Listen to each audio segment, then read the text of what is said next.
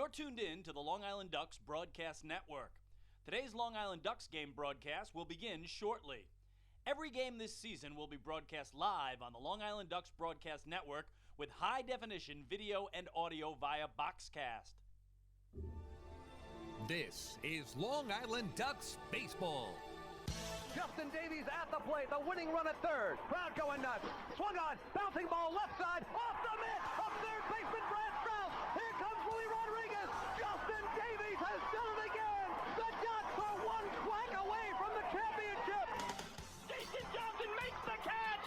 He makes the catch, and the Long Island Ducks have swept the Camden River Sharks. They are the 2004 Atlantic League champions. Going back is Adam Bailey. He settles under it. He makes the catch! Adam Bailey makes the catch! And for a second straight year, the Atlantic League trophy will reside on Long Island. The Ducks are the Atlantic League champions. Swinging a ground ball, hit toward short, charging in his lines. He fields, throws to first. The comeback is complete. From 2-0 down in the series, the Long Island Ducks have won 3 in a row at home. And for the 5th time in franchise history, they will head to the Atlantic League Championship Series. And now it's time for the Long Island Ducks pregame show. Well, live back here at the ballpark at Harbor Yard in Bridgeport, Connecticut, it is time for Game 2 of this single admission doubleheader between the Long Island Ducks and the Bridgeport Bluefish. My name is Michael Pollack. Thank you so much for tuning in here on the Long Island Ducks Broadcast Network. Bridgeport took the opening game of this single admission twin bill 5-2 behind 6 innings of 2-run ball from Corey Reardon. And the Bluefish with 2 runs in the second, 3 in the third, on the way to a 5-2 win as Tim Melville took the loss, his second straight loss, and David Carpenter the save. Rainy Lara is on the mound for the Bridgeport Bluefish here in game number 2. He'll be opposed by Ducks left-hander Rafael Perez. The starting lineup first for the Long Island Ducks. Elmer Reyes will lead off at second base. Lou Ford is in left field here for game 2. He bats second. Angelo Sanco in right field will hit third. Alex Berg, the designated hitter, hits in the cleanup spot, batting fifth, and doing the catching, Jordan Pacheco. The 6th hitter is the first baseman Mark Krause. Delta Cleary Jr. is in center field batting 7th. The 8th hitter and shortstop is Dan Lyons, and in his first Duck start, Zack Goldstein will round out the order at third base, and he will bat 9th. We'll give you the Bluefish order when we get to the bottom half of this first inning. We'll give you their defensive lineup, though, in the top half of the frame. So Rainy Lara is on the hill for Bridgeport. And the first pitch of game 2 is taken outside for ball 1 by Elmer Reyes. We are underway here in game 2 at about 7:43 p.m. here in Bridgeport. The 1-0 delivery. Reyes squares to bunt, pulls back, and takes a strike. And that will even up the count at 1-1 strike on Elmer Reyes, who coming into this game is hitting .291. He has no homers and 16 runs batted in. That 16th RBI coming in game 1 of the doubleheader. The 1-1. Ground ball hit to third. A big hop for the third baseman, Angel Rosa, who was just signed by Bridgeport. He throws across the diamond in time. And there is out number 1. So Reyes is retired on the 5-3 putout.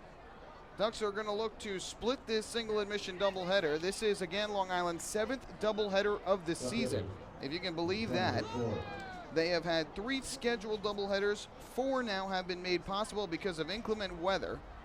And the Ducks thus far this year have split one of the doubleheaders. Swept one of the doubleheaders. First pitch here to Lou Ford is taken low and away for ball 1. They have split 3 and have been swept in 2 of them. They're 5 and now 8. 5 and 8 in doubleheader games this year after their loss in game 1. The 1-0 is hit high in the air to center, hit pretty well, but Myers moving back is going to have room, and he will make the catch. Sounded much better off the bat than it looked. But Ford retired on the fly out to center. 2 quick outs induced by Rainy Lara to begin game number 2. Lara making his 7th start of the year for Bridgeport. He is 3-1 and has an ERA of 2.67. Suffered the losses last time out, though. The Ducks are hoping to make it 2 straight losses following 2 straight wins for Lara. With 2 outs here is the right fielder Angelo Sanco. And the first pitch to him is fouled back to the screen for strike 1. Defensively for the Bridgeport Bluefish, Angelos Nina starts in left field. The center fielder Darby Myers, Jonathan Galvez moves from left field to right field here in game 2. I'll give you the infield after this 0-1 offering. Pitch from Lara is swung and ripped but foul down the right field line. And Sanco quickly behind 0-2. On the infield, Angel Rosa starts at third base. The shortstop, Luis Hernandez. Tony Abreu is at second. Jose Cuevas over at first. And Santiago Nessie doing the catching behind home plate for Rainy Lara. Here's the 0-2. Fastball misses down and away. One ball now on Angelo Sanco, who comes into this game of the doubleheader with a .287 average, 9 homers, 23 RBIs. He has been slumping a little bit of late, and the Ducks offense as a whole really has been struggling. Just 3 runs combined in the last 3 games. 1-2 is hit on the ground to the right side of the infield. In the hole, Abreu field spins, juggles the baseball, recovers and throws to first. And he's still able to get the out of Sanco for the final out of a 1-2-3 top half of the first inning. So the Ducks go in order. We go to the bottom half of inning number 1. Ducks nothing, and the Bluefish coming up to bat. Hey fans, this is pitcher John Brown Allen. You're listening to Ducks Baseball on the Long Island Ducks Broadcast Network. Long Island's Ford Giant is celebrating its 60th year anniversary. Stop by Sayville Ford to check out their state-of-the-art showroom featuring enclosed service drives, luxurious customer lounge, and a larger selection to choose from. Get giant savings on hundreds of new and used vehicles in stock. Sayville Ford's 60th anniversary celebration is going on now. Visit SayvilleFord.com or download the Sayville Ford app today to learn more about Sayville Ford's 60th anniversary savings. Call 631-589-4800 today. Bethpage Ballpark is a great place to watch a ball game, so why not do so from some of the best seats in the house? The Ducks are proud to present the brand new Long Island Ducks Beer Garden. Open for all fans on nights when the Smokin' Owl's party deck has not been reserved, the Beer Garden will feature a variety of frosty draft and bottled brews, as well as several food choices.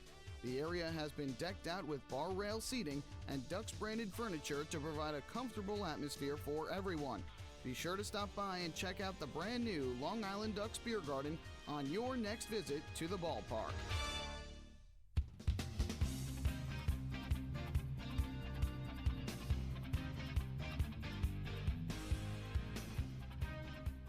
Fans, every walk by a Ducks batter this season is presented by City MD Urgent Care. There are over 15 City MD locations across Long Island offering you the comprehensive quality care you need the moment you need it.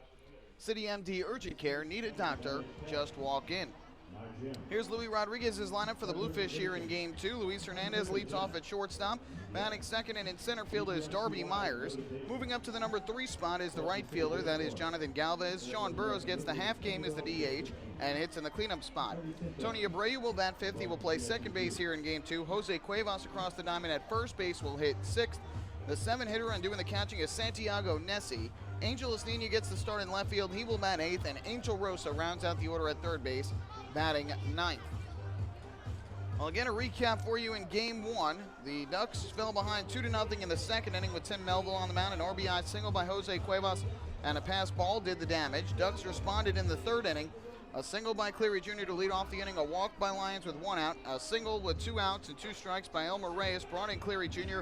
Lyons then scored on the play when the ball was misplayed in center by Darby Myers. But the lead, or the runs, did not last long for the Ducks because in the bottom half of the third inning, a walk, a single, a 2-run double by Sean Burrows put the Bluefish back in front 4-2. And then later in the inning, 2 batters later, an RBI single by Tony Abreu put the Bluefish in front 5-2, and they never looked back en route to a 5-2 victory.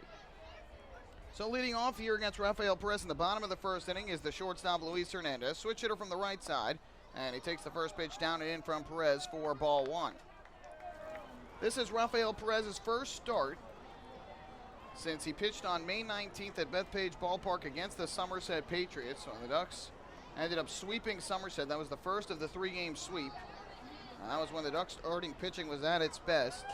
But of late, the pitching, especially the starters, have struggled for Long Island, as has the offense. The 1-0 here is ripped into left field. There's a base hit. So Luis Hernandez with his leadoff single to left field off of Perez. And Bridgeport gets their speedster on to begin here in the bottom of the first inning. So with 1 on and nobody out, that'll bring up Darby Myers.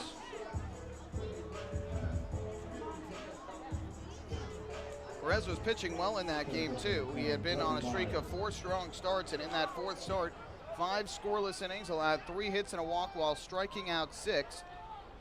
and left the game with the Ducks leading 1-0 as he had hurt his groin earlier in the game and ended up having to come out with that groin strain. Missed a start here in Bridgeport and a start on the past homestand. So 2 starts he missed, but he's back in the rotation now.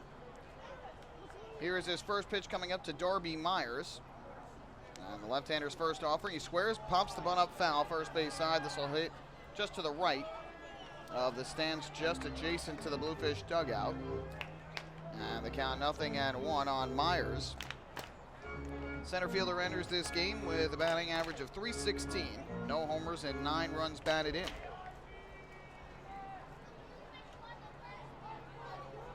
Hernandez takes his lead at first. He's got 4 steals on the year. And the 0-1 from Perez on the way. Myers swings, pops it foul. First base side of home plate out of play. And the count 0-2. Perez had gone 4 starts in a row, allowing 3 runs or less. 1-2, lost one and got a no decision in another. The Ducks won 3 of those 4 starts, and overall this season they have won 4 of Perez's 6 starts. So that is good news, but ultimately the Ducks offense certainly going to have to help him out. And the 0-2 from Perez on the way to Myers. A swung and a grounded to short, could be 2. Lyons fields, flips the second one. No chance at first with Myers' speed, just wasn't hit hard enough. So they get the force out at second. It'll go down as a 6-4 fielder's choice. 1 on, 1 out, and that'll bring up the right fielder, Jonathan Galvez. Defensively, meanwhile, for the Ducks here in Game 2, Lou Ford will start in left field, his first start in left field this year. Delta Cleary Jr. is the center fielder, Angelo Sanko around in right. Then on the infield from left to right, you have Zack Goldstein making his first start as a Duck at third base. Dan Lyons is the shortstop, Elmer Reyes at second, Mark Krause over at first. Jordan Pacheco doing the catching behind home plate for Rafael Perez. First pitch here to Galvez, and he'll take a fastball from Perez on the outside corner for strike 1. Galvez for Bridgeport comes into the game with a .262 batting average, 7 homers, 23 runs batted in. Here is the 0-1 from the lefty, works out a stretch, kicks and fires, and Galvez takes a little bit high this time. That'll even things up at 1-1. So the Bluefish enter the game winners of 4 in a row. They are 24-18. The Ducks enter at 19-22, losers of 3 straight.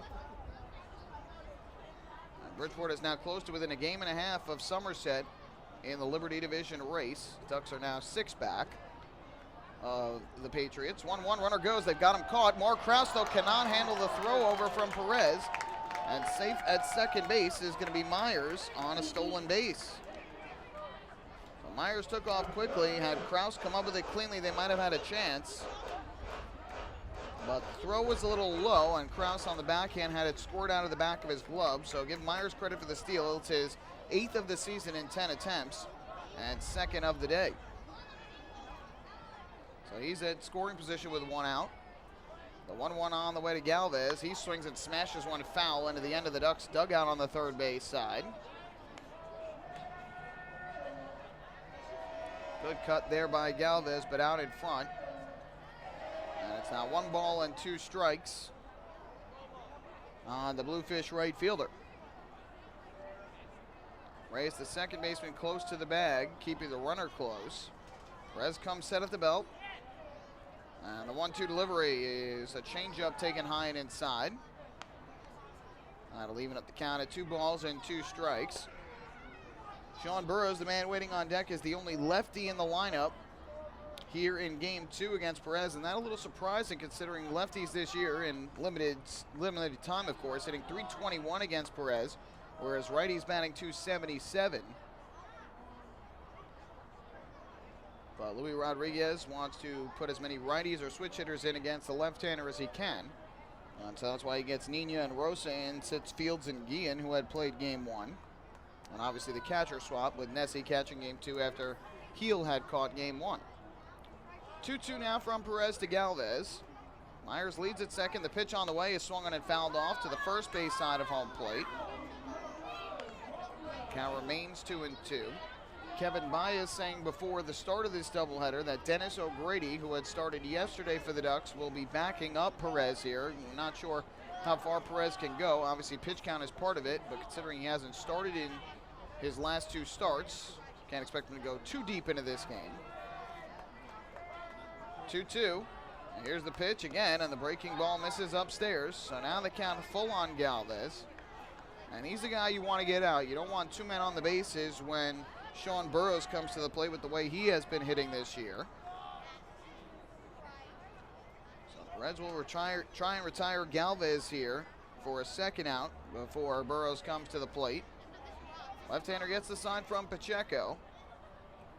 Here's the payoff pitch, and this swung on and missed, strike 3. Nice changeup from Rafael Perez down in the zone. He gets Galvez to chase for it. First strikeout for the left-hander. Now with 2 away, that will leave it up to the lefty swinging Burroughs. Again, my name is Michael Pollock. Thank you so much for tuning in here on the Long Island Ducks Broadcast Network.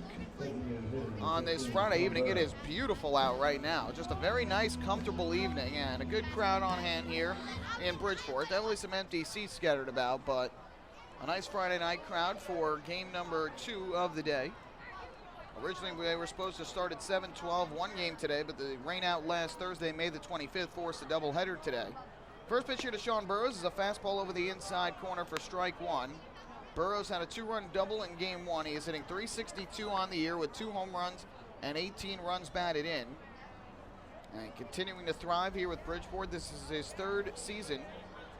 I'll check that 4th season as a member of the Bluefish. Parts of 4 seasons here with Bridgeport. The 0-1. And almost chased down and away, but he was able to check his swing. So that'll even things up at 1-1. Played with Bridgeport 2014, part of 2015 before getting traded to the Ducks. Spent 2015 and part of 2016 with Long Island, then got traded back here to Bridgeport, where he finished the year last year and starts the year this season. 1-1, lifted down the left field line, slicing foul and out of play. And now Burroughs behind in the count 1-2 as Perez looks to get through the first unharmed.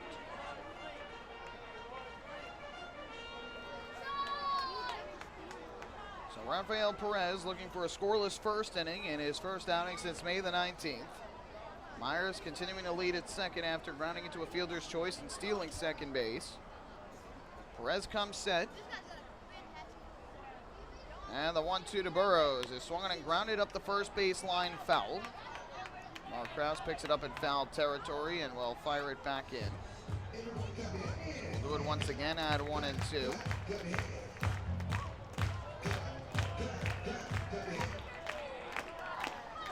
These 2 teams will play again tomorrow night at 6:12 in the 3rd game of the series and close it out Sunday afternoon at 1:12 p.m. Ducks will have an off day Monday, then they head to New Britain, Connecticut for 3. Another 1-2 from Perez in this lefty-lefty matchup. Runner goes for third. Pitch is swung on and foul tip. No, he missed it at home plate. That's strike 3. Pacheco throws to Krause at first in time for the out, and the side retired. So no harm, no foul there as the ball got away. 2 strikeouts in the first for Rafael Perez. The putout goes 2-3. No runs, 1 hit, 1 left for the Bluefish. We've played 1 here in game 2 of the doubleheader. No score between Long Island and Bridgeport. Hey fans, this is shortstop Dan Lyons, and you're listening to Ducks Baseball on the Long Island Ducks Broadcast Network. PSEG Long Island is making things work for you with over 10 energy efficiency programs that can help you save on your monthly electric bill. From our free online energy analyzer and in-home energy assessments to rebates on energy-efficient air conditioning, even discounts on LED light bulbs. Helping you save on electricity is our job. What to do with your savings? Flight 85 now boarding for the magic of Orlando. Is entirely up to you. Visit pseglyny.com/save money. Just one more way PSEG Long Island is making things work for you. Take your group out to the ball game this season and enjoy all the fun of Ducks baseball at discounted prices with the picnic area, luxury suites, the Smokin' Owl's party deck, and so much more. Bringing your group to the game will be an unforgettable experience. The Ducks even offer opportunities to sing the national anthem, serve as the Ridgewood Savings Bank color guard, be the Nicolak Dream Team, put on a pregame performance, or shag fly balls during Ducks batting practice. To book your outing today, call 631-940-3825 and ask for the group sales department. Long Island Ducks Baseball. Good times every time.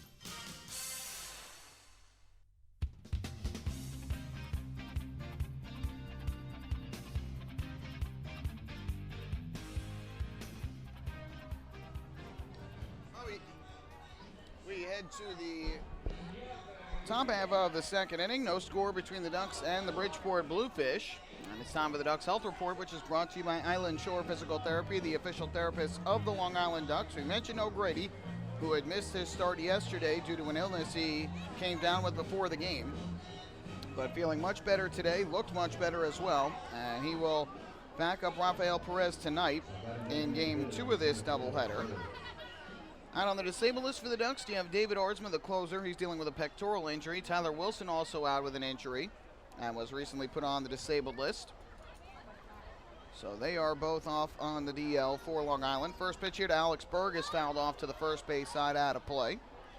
0-1. Of course, starting pitchers Keith Couch, Jack Snodgrass out long term. Cody Puckett will miss the remainder of the season with a knee injury, all on the DL.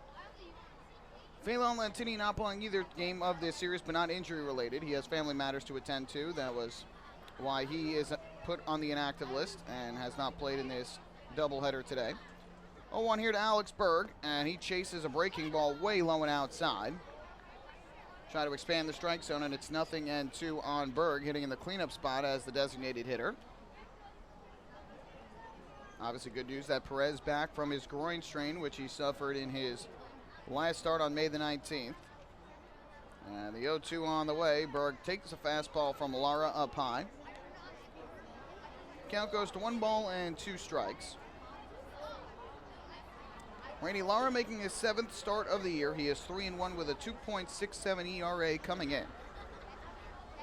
The 1-2 here to Alex Berg is swung on and chopped on the ground back to the mound. Lara fields on a hop, throws to first in time for the out, and 1 away in the second inning. Berg came into that bat hitting .270 with 5 homers and 15 runs batted in. 1 away on the ground out, and that'll bring up the catcher Jordan Pacheco, who did not play in the opening game of the doubleheader. But he gets the catching nod here in game 2 and bats in the number 5 spot of the order.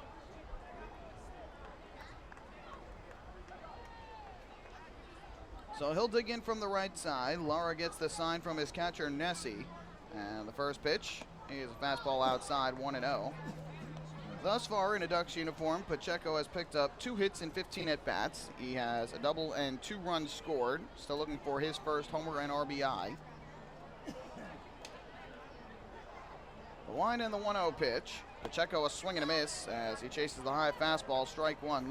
Lou Ford said it very well before game 1 of this doubleheader when we chatted pregame. And he said the Ducks just need to do a better job of plate discipline, knowing at which pitches to swing at and which to lay off.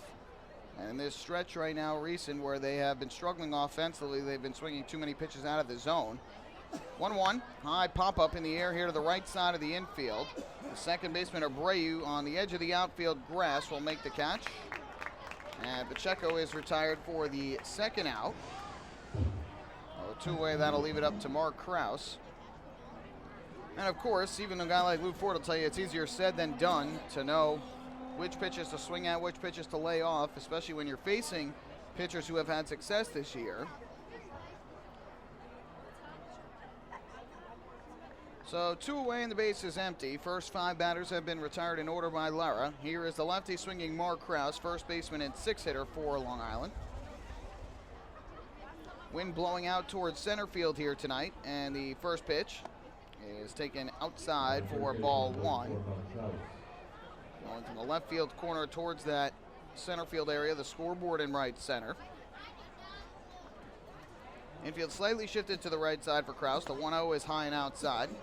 And Krause ahead at 2 balls and no strikes. He certainly has drawn a lot of walks this season. He didn't get one in game 1 of the doubleheader. But coming into this game, into this day, he is tied for second in the league in walks with 26, trailing just James Skelton of New Britain, who has 32. Swinging and a miss. A big breaking ball thrown there by Lara. And I think Krause was expecting fastball, got off speed. So Krause out in front, and it's 2-1. In game 1, Krause was 0 for 3 with a pair of flyouts and a strikeout. 2-1 pitch. Krause tastes a fastball down in the dirt. Would not go after it. 3-1 the count. If he reaches, Delta Cleary Jr. would be next.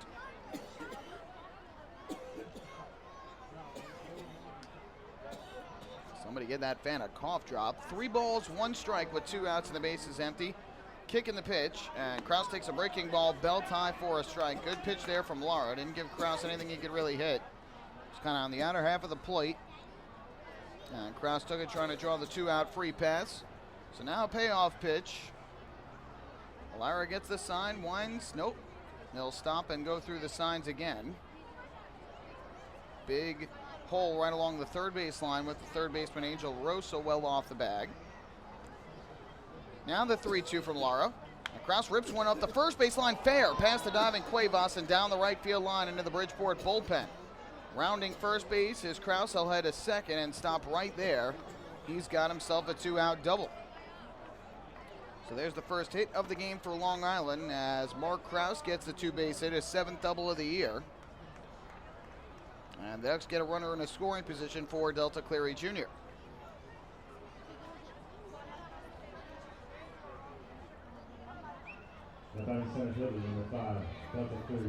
So each side now with a hit in this game, and now Delta Cleary Jr. will step to the plate. Cleary Jr. a switch hitter. He bats from the left side against the right-handed pitcher Rainey Lara. Lara from the stretch. And his first pitch, Cleary Jr. way out in front of an off-speed pitch. And the count 0-1. Lara has done a nice job mixing the fastball and the off-speed thus far. Does not have a strikeout yet. But we've seen a lot of swings and misses from the Ducks. Cleary Jr. enters this game hitting .230 on the year, a home run and 13 runs batted in.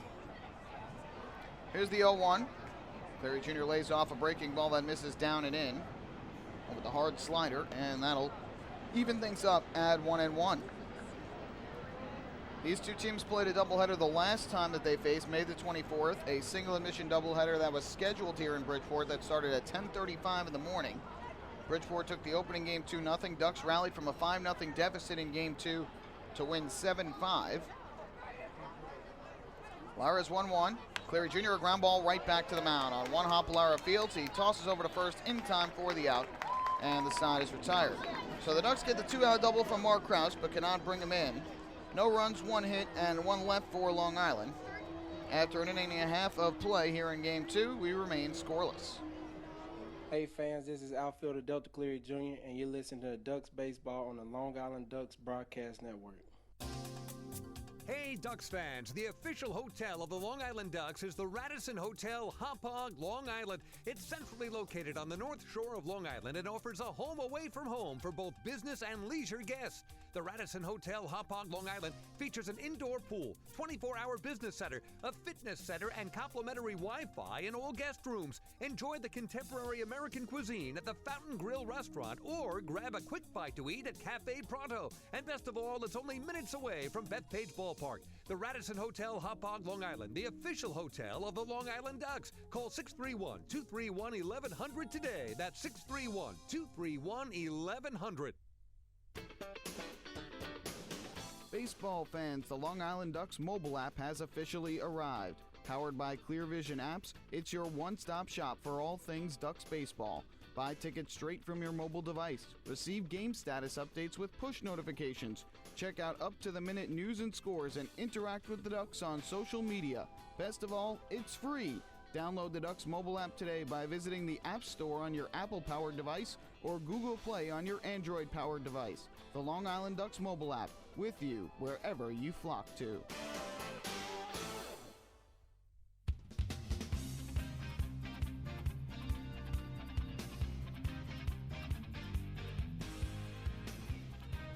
Ducks fans, do you want frequent updates on team transactions, scores, store specials, and the status of upcoming games? Well, then you should follow the Long Island Ducks on Twitter.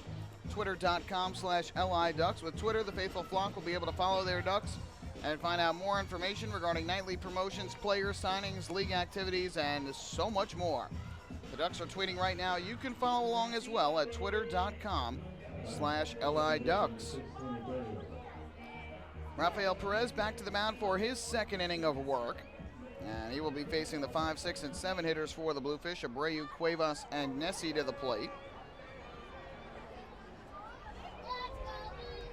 So here is Perez, and the first pitch on the way to Jose Cuevas. It's a breaking ball taken at the knees for a called strike, 0-1 the count.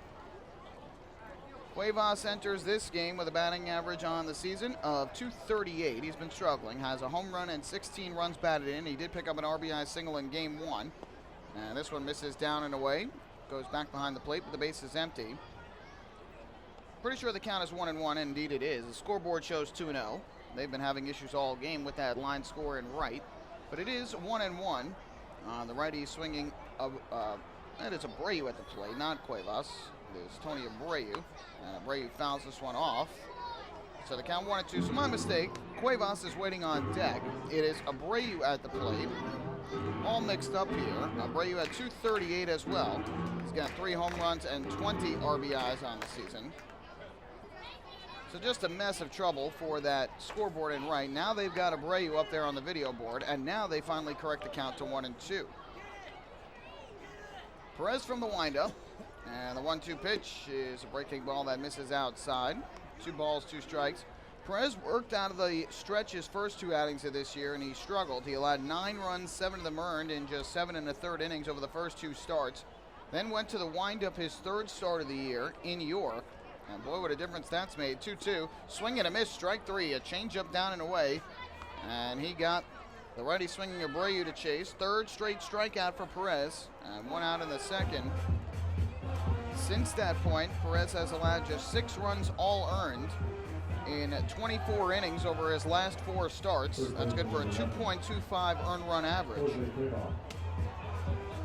And so the former major leaguer certainly seems to be thriving since going to the windup, but of course he worked out of the stretch for the majority of his career in which he was a relief pitcher, especially at the major league level.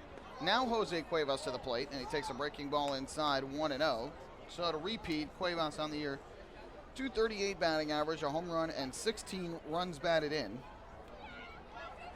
He hits from the right side, a straight righty hitter rather than a switch hitter, and now asks for time at home plate. Lights are on here in Bridgeport with the sun having set. Here's the 1-0. And that changeup catches the outside corner for a strike to even things up at 1-1. Look off to the left field side to the left of the Webster Bank Arena, which is behind the left field wall, home of the Bridgeport Sound Tigers, AHL affiliate of the New York Islanders. 1-1. Cuevas takes a fastball low for ball 2. Massive traffic right now on I-95 heading towards New York City. Just a wall of cars backed up, but heading towards New England, you're in good shape.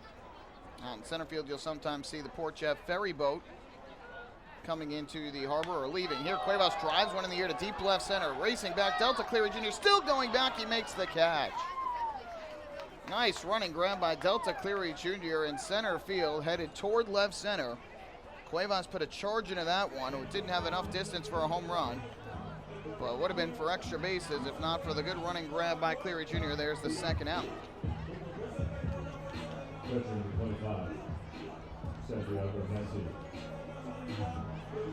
And of course, in right field here at the ballpark at Harbor Yard, you'll very often see the trains of Metro North or Amtrak or Acela running on the tracks behind the ballpark, heading from right field to center or the other way, depending on which direction it's traveling.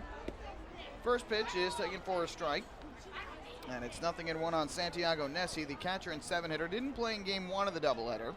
He enters the day at 209 on the year, 14-67, with 2 homers and 10 runs batted in.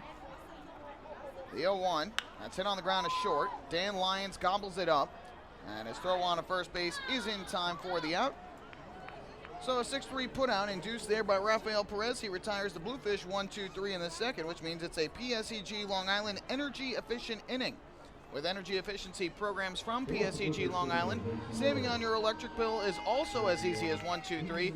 Visit PSEGLINY.com/save money. With just one more way, PSEG Long Island is making things work for you. We head to the 3rd, scoreless in Bridgeport.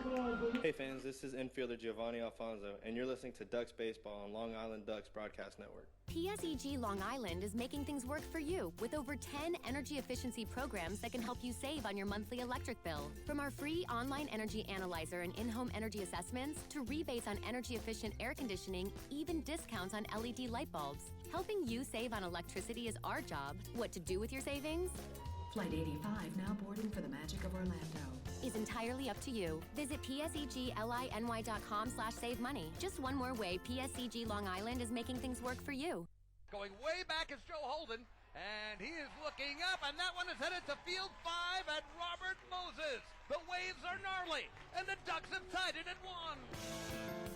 That was another home run for the Ducks. And Duck fans, what's more fun than a home run that helps the Ducks win a game? How about a homer that helps the community win? Chappie's Funeral Home and the Long Island Ducks have once again teamed up for the Chappie's Home Run Challenge. If the Ducks hit 100 homers this season, Chappie's Funeral Home will donate $5,000 to the Quackerjack Foundation. So every time a Ducks hitter goes deep this season, watch for the Chappie's Challenge home run count on the scoreboard. And if we reach 100, we're all a winner. Chappie's Funeral Home, where caring for others is a family tradition.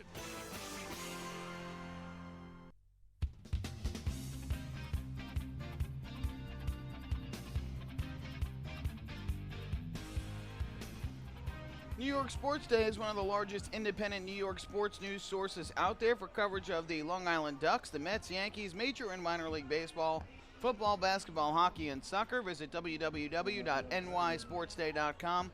New York Sports Day, your independent Gotham sports news source. No score here at the ballpark at Harbor Yard. We head to inning number 3, each side with a hit thus far, but nothing to show for it. Back to the mound for his third inning of work is Rainey Lara. And he'll be facing 8, 9, and 1 in the Ducks order. It'll be Dan Lyons, Zack Goldstein, and Elmer Reyes due up to the plate. So which side will break through for the first run here in game number 2 of the Twin Bill? Ducks hoping it's them after Bridgeport scored the first 2 runs of game number 1. Lyons from the right side, and the first pitch is taken upstairs for ball 1. He only had 2 plate appearances in game 1 of the doubleheader, but he was on base both times. A walk, a run scored in the 3rd inning, and a single in the 5th. Now the 1-0. There's a strike on the inside corner, a fastball. Lyons comes into this game hitting .231 on the season. He's got no homers and 7 runs batted in.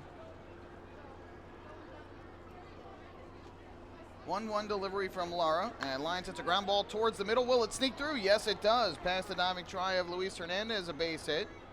So Dan Lyons has his 2nd hit of the day, and the Ducks' 2nd hit of this ball game.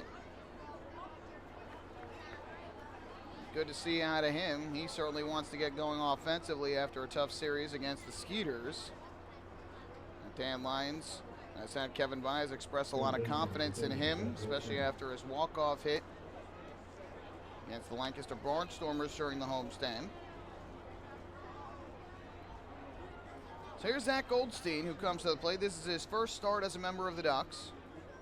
First pitch to him is a fastball taken high and inside, ball 1. Goldstein did not start the only other time he came in. He came in during the 13-1 defeat to the Skeeters here a couple nights ago at Bethpage Ballpark and was hit by a pitch on the first pitch that he saw. Now the 1-0. That is taken on the outside corner, a strike. 1 ball, 1 strike on Zack Goldstein. Again, was signed earlier this week. Now making his first start. He's the 3rd baseman and 9 hitter for the Ducks. This is also his first professional start. Just signed out of Southern New Hampshire University, where he just finished his collegiate career. 1-1. Chopped onto the ground, foul. Goes off to the 3rd base side of home plate, and the count 1-2. So congratulations to Zack Goldstein out of Merrick, New York. His first professional start, looking for his first hit as a professional baseball player, and he put together a terrific career at Southern New Hampshire University after a great high school career at Sanford H. Calhoun High School in Merrick. Lyons takes his lead at first base, has good speed, 2 steals on the year. And the 1-2, he bluffs. Pitch is taken low and outside. A great block at home plate by Santiago Nessie. That gets by him, and Lyons makes his way down to second. So now the count 2 balls and 2 strikes.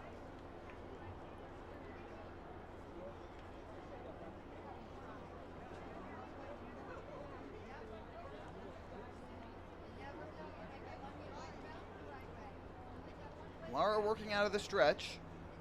Kicking the delivery, and Goldstein takes low and away. This one gets away from Nessie, though.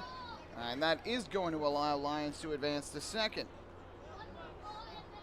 So Goldstein runs the count full at 3-2. We'll see how that one is scored.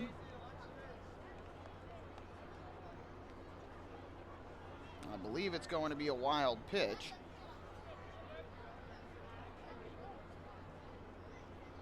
So either way, the Ducks with a runner in scoring position now, a 3-2 count on Goldstein. He digs back into home plate with an open stance from the right side. Left foot right in the middle of the batter's box, right foot towards the back chalk. Lara gets the sign from Nessie and comes set.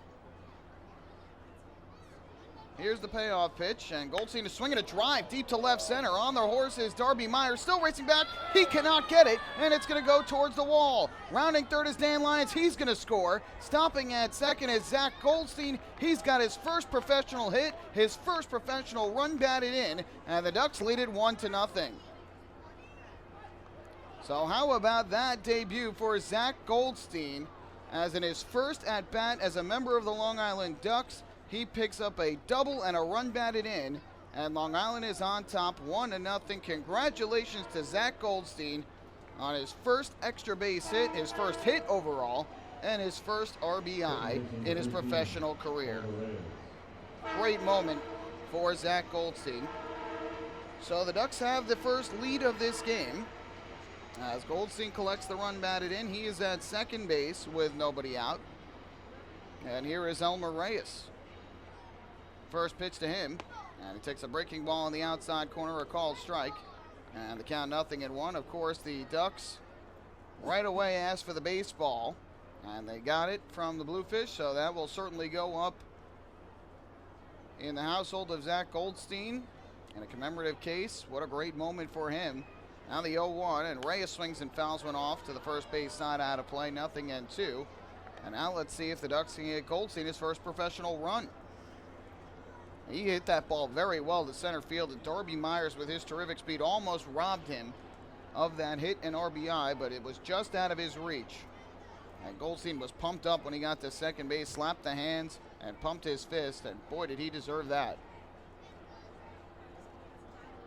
So Reyes behind 0-2. He grounded a third his first time up to start off this game. And the 0-2 from Lara is taken low and outside. 1 ball and 2 strikes. Lara suffered the loss his last time out, his only loss of the season.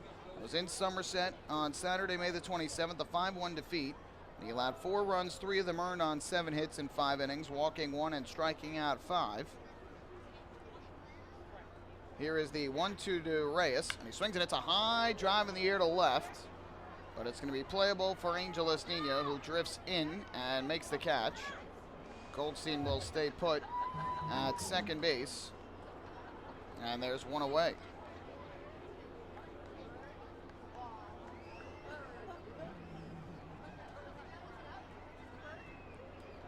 So with 1 down and Goldstein still at second, that will bring Lou Ford up to the plate. And Ford will bat from the right side. Ford will fly out to center field his first time up tonight.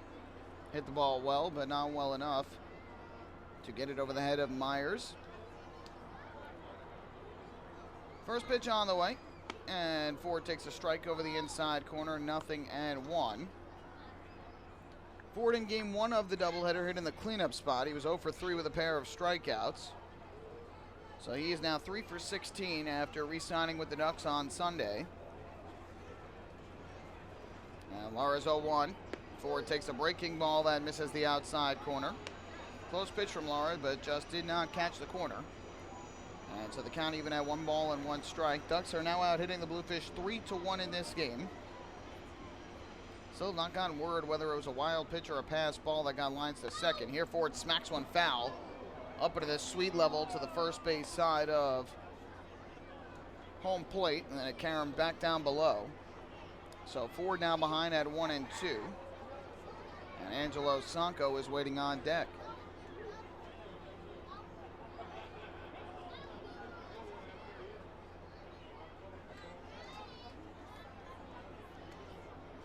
One-two delivery. And Ford takes low. That's going to get through the legs of Santiago Nessie and go to the backstop. So that is going to allow Goldstein to advance to third, and that might be the second wild pitch of the inning thrown by Rainey Lara. And now a fly ball here off the bat of Ford with Goldstein's speed should make this a 2-0 game. That is big. Coming into this game, Lara had just one wild pitch in his first 6 starts of the year. Again, I think he might have 2 this inning. We haven't gotten official word. The first one was definitely a wild pitch, so we do have word on that. And we'll see what that one is ruled. The wild pitch that got Lyons this second. Infield in 2-2. Ford a swing and a tapper foul. Out in front of a breaking ball.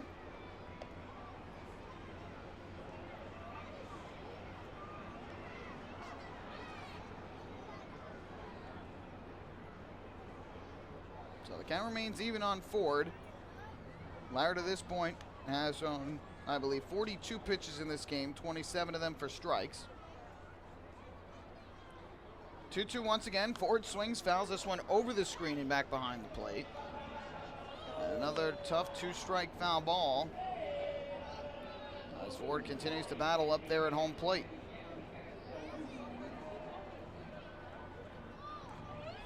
And Angelo Sanko is next. Bluefish trying to cut off the run at home plate. That is why the infield is all the way around in behind, just behind the edge of the grass. Another 2-2 from Lara to Ford. And Ford will swing and chop this one towards second base. It's over the head of Abreu and into right center, a base hit. Into score from third is Zack Goldstein with his first run as a professional baseball player. Lou Ford has his first RBI of the season, and it's 2-0 Ducks here in the third inning. Well, Goldstein heads back to the dugout. High fives from everybody. Some hugs in there as well. Well earned for Zack Goldstein. His first at-bat since the first plate appearance he had was a hit by pitch. So technically his first at-bat, he gets a double, drives in a run, and then ends up scoring. So he checks off a lot of firsts in his professional career. For Ford, the RBI single, and that's the negative of the infield drawn in, is that something like that can happen where Ford chops one that should have been an easy out, but the run would have scored regardless. First pitch here to Angelo Sanko is fouled off. The infield was back. No way they had Goldstein at the plate. So the only thing it would have done for Bridgeport was get him an out, but it would still be a 2-0 game. So it's 2-0 Ducks here in the third inning. 0-1 up coming to the lefty swinging Sanko, and he fouls one off back behind home plate. He popped it into the air off the end of the bat. And the count now 0-2. We're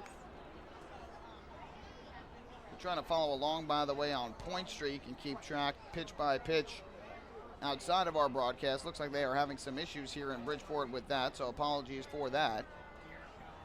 0-2. Sanko takes a fastball that misses downstairs. 1 ball and 2 strikes now on the lefty swinger. Grounded out to second back in the first inning after going 0 for 3 in game 1.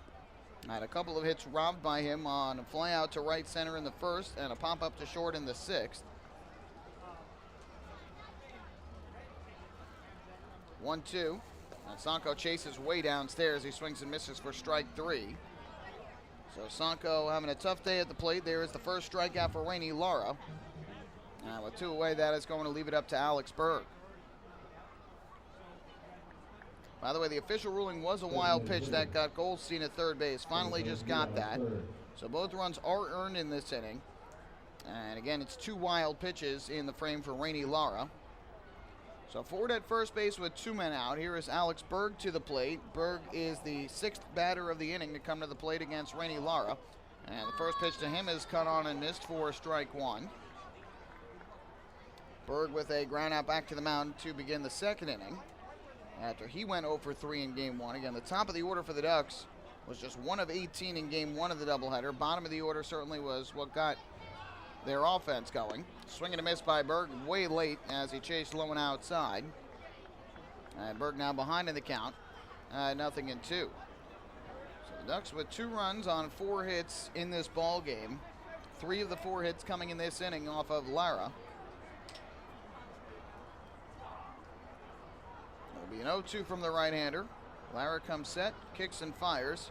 And this is fouled back to the screen. Berg again was late, having trouble timing the pitches from the right-hander. He fights one off and will do it again. 0-2.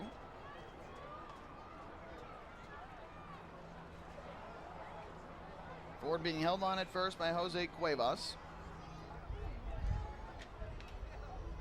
Another 0-2 delivery. And Burgess swinging a ground ball to first. Picked up on one hop by Cuevas. He'll step on the bag, and that will end the inning.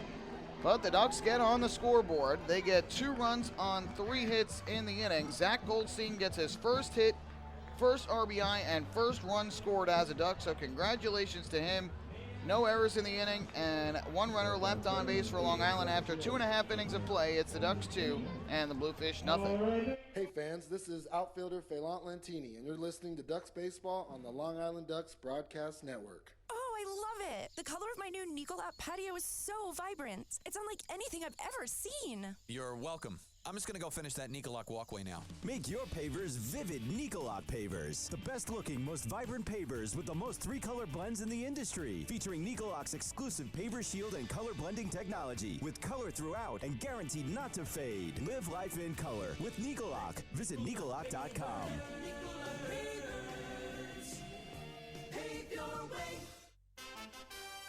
Have your birthday at the ballpark this season and celebrate with the flock. Kona Ice birthday party packages with the Long Island Ducks are now available. Each package includes 10 box seats, a commemorative birthday t-shirt and autographed baseball, a pizza and Kona Ice party in the Hebrew National Picnic area, and so much more. Best of all, the birthday child will stand on the dugout while the entire crowd sings happy birthday. Reserve your party today by calling the group sales department at 631-940-3825. Kona Ice birthday parties with the Long Island Ducks, a once-in-a-lifetime experience.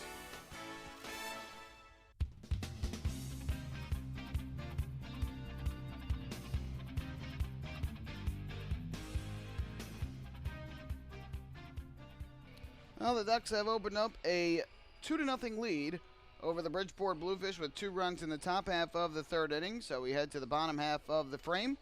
And when Alex Berg grounded out to first base to end the top half of inning number 3, that was the 15th out of tonight's game 2. Did you know that a 15-minute phone call to Geico could save you 15% or more on your car insurance? Get a free quote today. Call 1-800-947-AUTO. That's 1-800-947-AUTO or visit geico.com. So a double by Zack Goldstein for his first professional hit. Also picks up his first pro RBI on that double. That gave the Ducks a 1-0 lead, and then Goldstein scores his first professional run on the RBI single by Lou Ford. So the Ducks with a 2-run advantage, and now Rafael Perez heads back to the mound for his 3rd inning of work. He'll face Angelis Nina, the left fielder and 8-hitter to begin.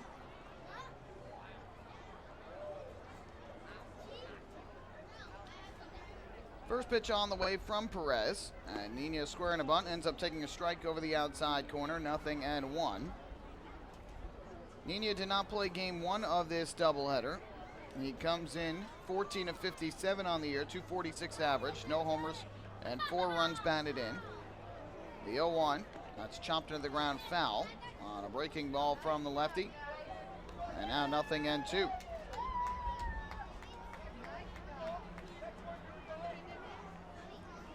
Perez has allowed just 1 hit through the first 2 innings, the leadoff single in the first by Luis Hernandez. He has struck out 3. Here's the 0-2, and Nina lines one in the air to right. On the run is Sanko. Will have to play it on a hop. There's a base hit. So Nina will stop at first on the leadoff single. And that is how the bottom of the 3rd inning begins for Bridgeport.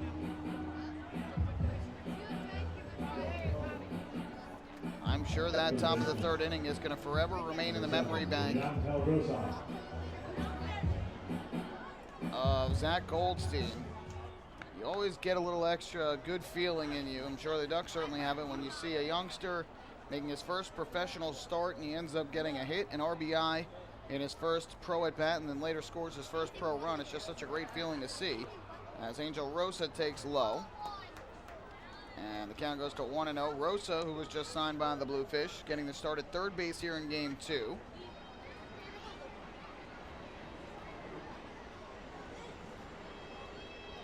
He hits from the right side as Perez looks in for the sign.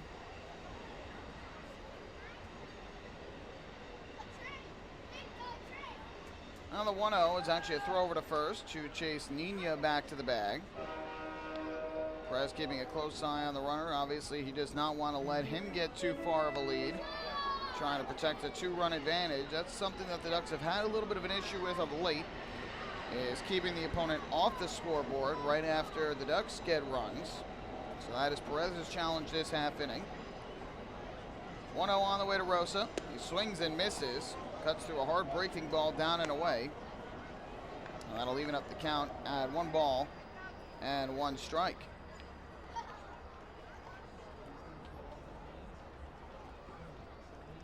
Nina has some good speed for Bridgeport. On the year, he is 2 for 2 in stolen base attempts.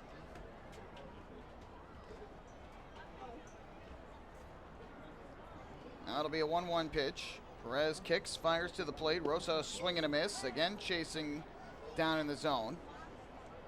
So Perez jumps ahead 1-2. He is a Puerto Rico native, Angel Rosa, who began the season in the Angels organization with AA Mobile, the Mobile Bay Bears, who used to be the Diamondbacks AA affiliate. And while he was there, he was 9 for 49. That's a 184 average with 2 RBIs and 3 runs scored. 1-2 from Perez, and Rosa swinging a ground ball, sharply hit to short. Lyons knocks it down, recovers. His only plays at first, and he just gets Rosa in time. So what could have been a double play ball ends up being 1 out.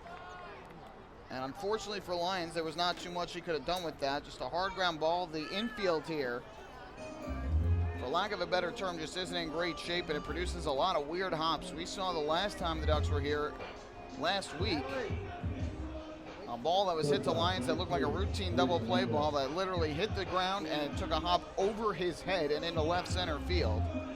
I don't think I've ever seen a hop that big that late on an infielder, but that was certainly the case. So it ends up being a 6-3 put out. To second goes Nina. With 1 on in scoring position and 1 out, up to the plate steps the switch-hitting shortstop, Luis Hernandez.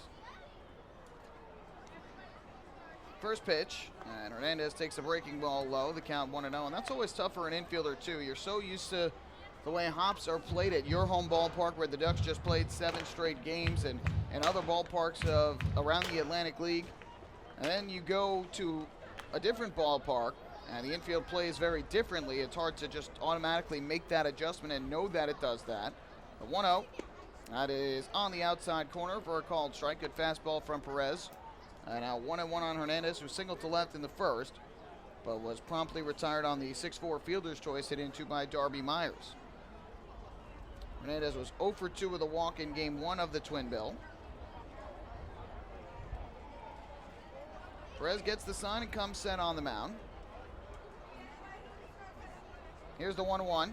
Swing and a miss. Another good breaking ball from Perez down and in. He's got good movement on his breaking ball and off speed in this game. That's how he jumps in front of Hernandez at 1-2. This is Perez's first outing against the Bridgeport Bluefish. And of his 6 starts, 4 have been on the road. This is his 7th start and 5th road start of the year. So he has had a lot of experience on the road. This is his first road start since May 14th, when he started game 1 up in New Britain and got the win over the Bees in a 3-1 final. 1-2, breaking ball, and that's fouled straight back to the screen behind home plate. Good cut by Hernandez. That keeps the count right where it is at 1-2. In that start up in New Britain, Perez threw 5 innings, allowed just 1 run on 5 hits, walked 2 batters, and struck out 5. He also earned a win May the 2nd in York with 7 innings of 2-run ball, allowing 6 hits and 3 walks while striking out 4. Game the Ducks won 8-2.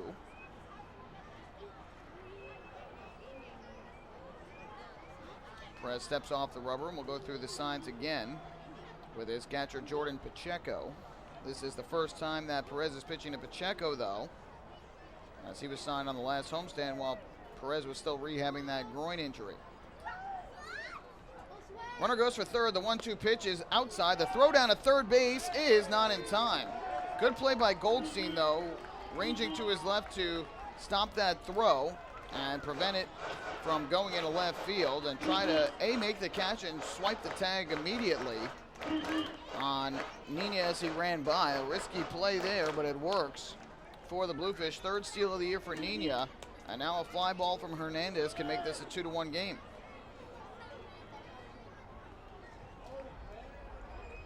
So 2-2 the count now from Perez to Hernandez. Left-hander comes set, kicks and fires, and Hernandez swings and lifts a pop-up in the air to the right side. Mark Krause making the call. The Ducks first baseman will make the catch. A big second out there for Rafael Perez as he induces the infield pop-up from Hernandez. That means the runner at third cannot come home. So 2 outs in the inning, and that is going to leave it up to the center fielder, Darby Myers.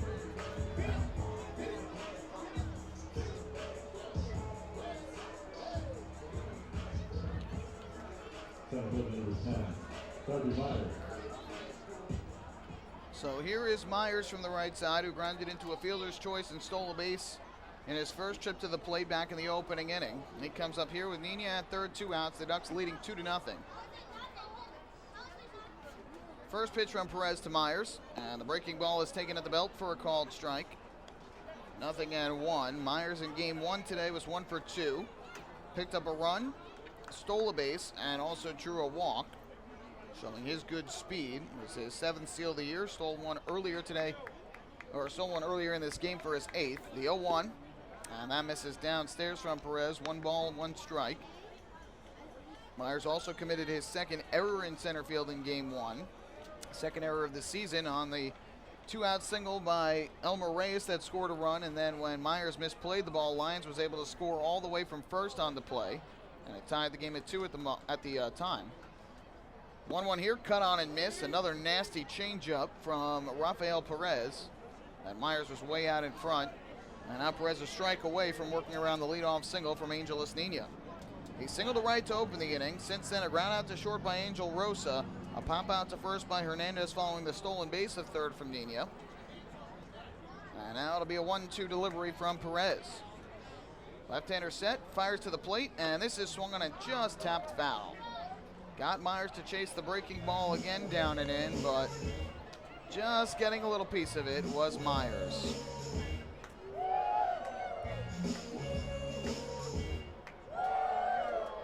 Perez, a resident of Freeport, originally born in the Dominican Republic, but resides on Long Island in Freeport. Spent 7 seasons in the major leagues, all with the Cleveland Indians from 2006 to 2012. Nina dancing off third base. And Perez's 1-2 is swung and popped down the right field line, slicing foul and into the seats. So another foul ball here by Myers as he is battling with Perez. 1 ball, 2 strikes. Perez to this point has thrown a total of 47 pitches in this game, 34 of which have been for strikes. Just 13 balls in this game from Perez.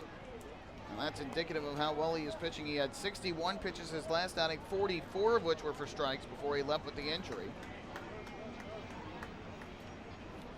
1-2 the count, still on Myers. Here's the pitch. It's popped up foul again to the first base side. Again, chasing after a breaking ball.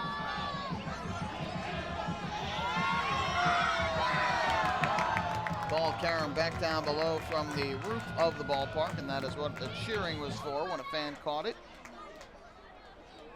Nina remaining at third as Perez tries to keep him there and get through this 3rd inning without surrendering a run. You've got Jonathan Galvez waiting in the on-deck circle. Here comes the 1-2 once again from Perez, and Myers takes just low and inside. Did not miss by much. But now that'll even things up at 2-2 on Perez. Coming into this game, Perez has walked just 7 batters in 31 1/3 innings, has struck out 27, and already has 3 strikeouts tonight. Trying to make it 4. 2-2. Myers swings and misses, strike 3. Got him on the breaking ball down low. Rafael Perez strikes out Myers, 4th strikeout of the night for the lefty, and he strands the runner at third. No runs, 1 hit, and 1 left on base for the Bluefish. We head to the 4th here in Bridgeport, Connecticut. Ducks 2 and the Bluefish nothing. Hey fans, this is infielder Elmer Reyes, and you're listening to Duck Baseball on the Long Island Ducks Broadcast Network. M&V Limousines is the official bus company of the Long Island Ducks. Family owned and operated, they've been in the business for over 24 years. M&V Limousines offers coach buses with Wi-Fi and restrooms, party buses, exotic limousines, and also recently acquired Hampton Luxury Liner with regular service from New York City to the Hamptons. They also offer a variety of vineyard tour options. Whether you're looking for transportation for weddings, proms, corporate outings, or long-distance trips, they've got the right vehicle for you. Visit their showroom in Comac or check them out online at mvlimo.com. M&V Limousines and Hampton Luxury Liner, the official bus company of the Long Island Ducks. Family fun every time. Beautiful evening for baseball. Big action every time. He reaches up, it's gone! Great value every time. And the Ducks have won it 7-1. The Ducks schedule is loaded with new promotions this season, and with an average ticket price of just $10 and free parking, there is no better value on Long Island. For game times and tickets, visit liducks.com. Long Island Ducks baseball. Good times every time.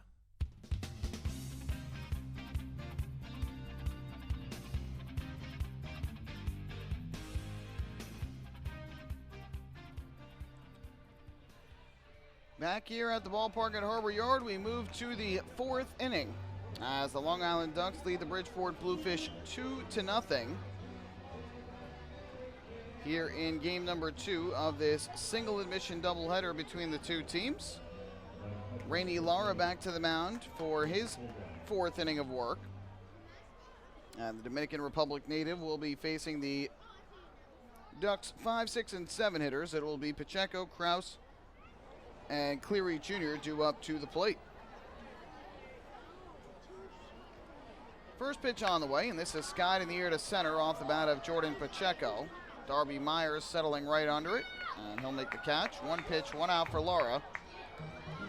Here in inning number 4, as Pacheco is now 0 for 2 with a pop out to second and a fly out to center. So with the one away, that will bring up the first baseman, Mark Kraus. Third baseman, number 34, Mark Kraus. Kraus will bat from the left side.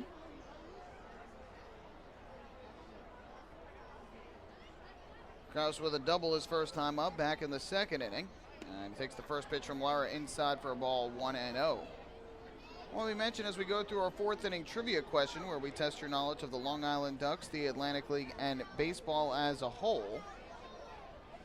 1-0 to Kraus here is high for ball 2. We mentioned that Rafael Perez spent all of his big league time with the Cleveland Indians, 2006 through 2012, but he wasn't drafted by the Indians. He was signed by the club as a non-drafted free agent. The 2-0 is high for ball 3 to Kraus. The question, in which year was Rafael Perez signed as an undrafted free agent by the Indians? We'll let you think about it. We'll give you the answer in the bottom half of the fourth inning. 3-0.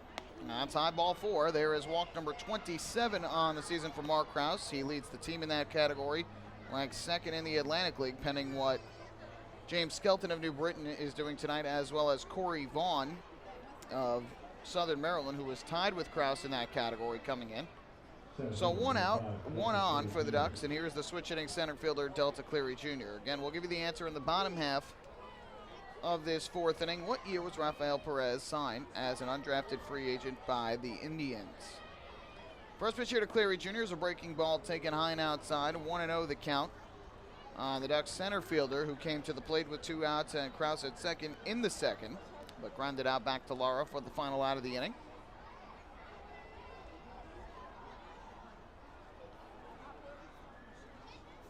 Lara works out of the stretch. The third baseman well off the bag at third. Middle infielders are at double play depth. A 1-0. There's a strike on the outside corner taken by Cleary Jr. That will even up the count at 1 ball and 1 strike.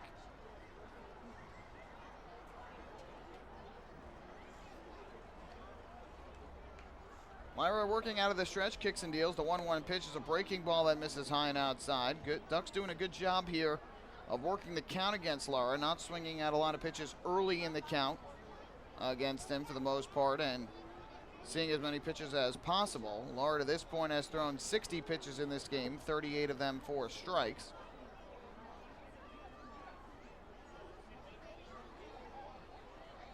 Two-one. That's high and outside. Cleary Jr. takes again.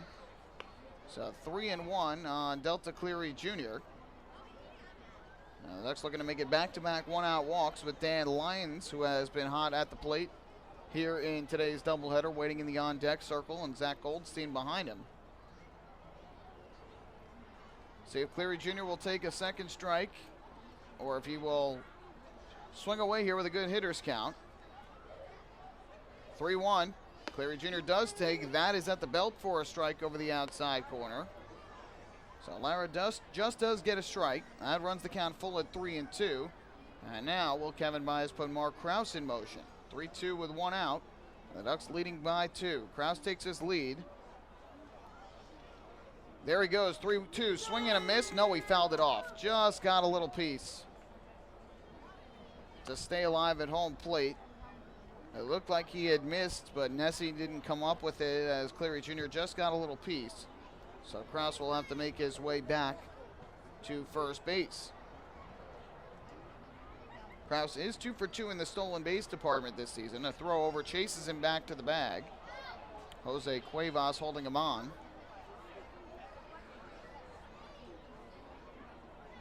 So Cleary Jr. digs back in, hoping to put the ball in play in the vacated spot for whichever middle infielder covers second base. See if Krause goes again. There he goes. 3-2. It's low and inside, ball 4. So Cleary Jr. is able to draw the walk. Back-to-back free passes issued by right-hander Rainey Lara. And both walks by the Ducks batters brought to you by City MD Urgent Care. There are over 15 City MD locations across Long Island. Need a doctor? Just walk in. So Krause to second base, Cleary Jr. to first. 2 on, 1 out. The Ducks looking to add to a 2-0 lead. And here is shortstop Dan Lyons to the plate. And he will bat from the right side.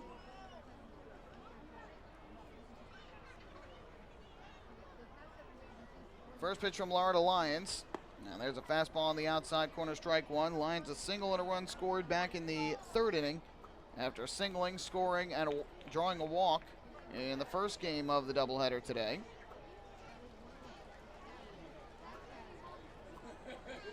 Oh, 1. Lyons takes, and the breaking ball catches the outside corner at the knees for strike 2. So Lara quickly ahead of Lyons, 0-2.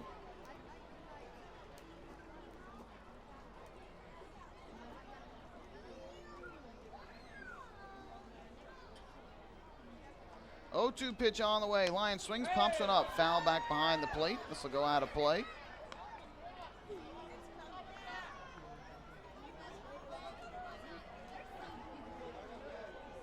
So Lyons fights off a tough 2-strike pitch and remains with a count of 0-2. The first baseman Cuevas playing behind Cleary Jr., the runner at first base. And here Lyons swings and foul tips one into the glove of the catcher, Santiago Nessie, for strike 3. There's the second strikeout of the ball game for Rainey Lara. A big strikeout at that. There's the second out. And now Zack Goldstein will come to the plate with 2 outs and 2 on. And he will try and get another run batted in, maybe more. First professional at bat, second plate appearance in the 3rd inning. And he stroked a double over the head of Darby Myers in center to score. Dan Lyons from second ended up scoring later in the inning as well. What a debut as a starter for Zack Goldstein. Lara ready, his first pitch, and Goldstein takes a fastball upstairs for a ball. The count goes to 1-0.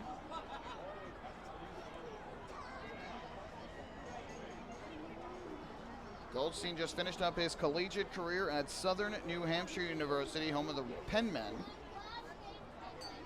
And he had a terrific career there. Runners lead the 1-0. Goldstein checks his swing on a high and in-tight fastball. They appeal to first. And no swing, says Matthew Kane. 2-0. Forgot to give you the umpires, by the way. John Grosso calling balls and strikes behind home plate here in game 2. Matthew Kane, as we just mentioned, is at first base, and Matt Hensel is over at third. Good hitters count here for Goldstein with the wide open stance at home plate. The 2-0 pitch from Rainey Lara. And Goldstein swings and fouls it off to the front of the Bluefish dugout on the first base side. And so it is 2-1. Goldstein, following his most recent season, his senior season, Division II CCA East Region Player of the Year, Northeast 10 Player of the Year, D2 CCA All-Region First Team honors, and All-America honorable mention for D2 CCA. So impressive season for him. 2-1.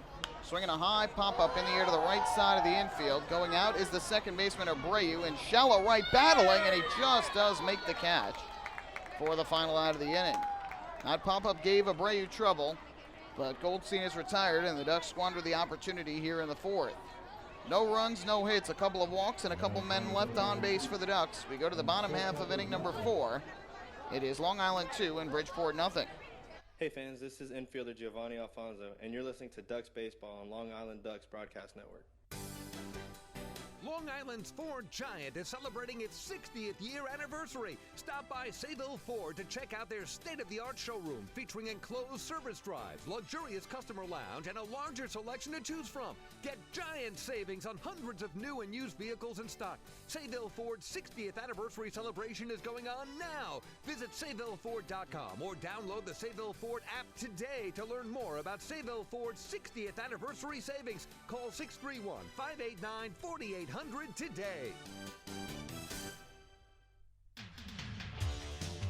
Bethpage Ballpark is a great place to watch a ball game, so why not do so from some of the best seats in the house?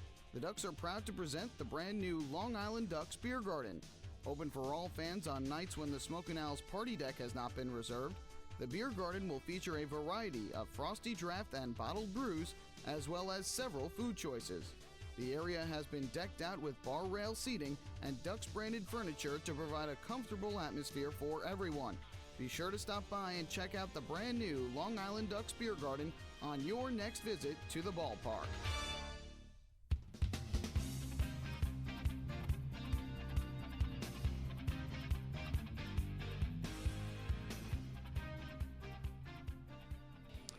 Bottom of the fourth coming up here in Bridgeport, Connecticut. The Ducks with a 2-0 lead over the Bridgeport Bluefish here in Game 2 of this single admission doubleheader. Time for the answer to our fourth inning trivia question, where we test your knowledge of the Long Island Ducks, the Atlantic League, and baseball as a whole. We gave you the question. In the top of the fourth, Rafael Perez was originally signed as an undrafted free agent by the Cleveland Indians to begin his professional career. The question was, in which year did that take place? And the answer, 2002. He was signed on January 25th, 2002. 4 years later, he made his major league debut on April 20th, 2006 with the Indians through a perfect inning of relief at Oriole Park at Camden Yards in Baltimore, striking out Brian Roberts and Melvin Mora. Jonathan Galvez to lead off the fourth, and Perez's first pitch is grounded foul to the front of the Ducks dugout. The count 0-1 on Galvez.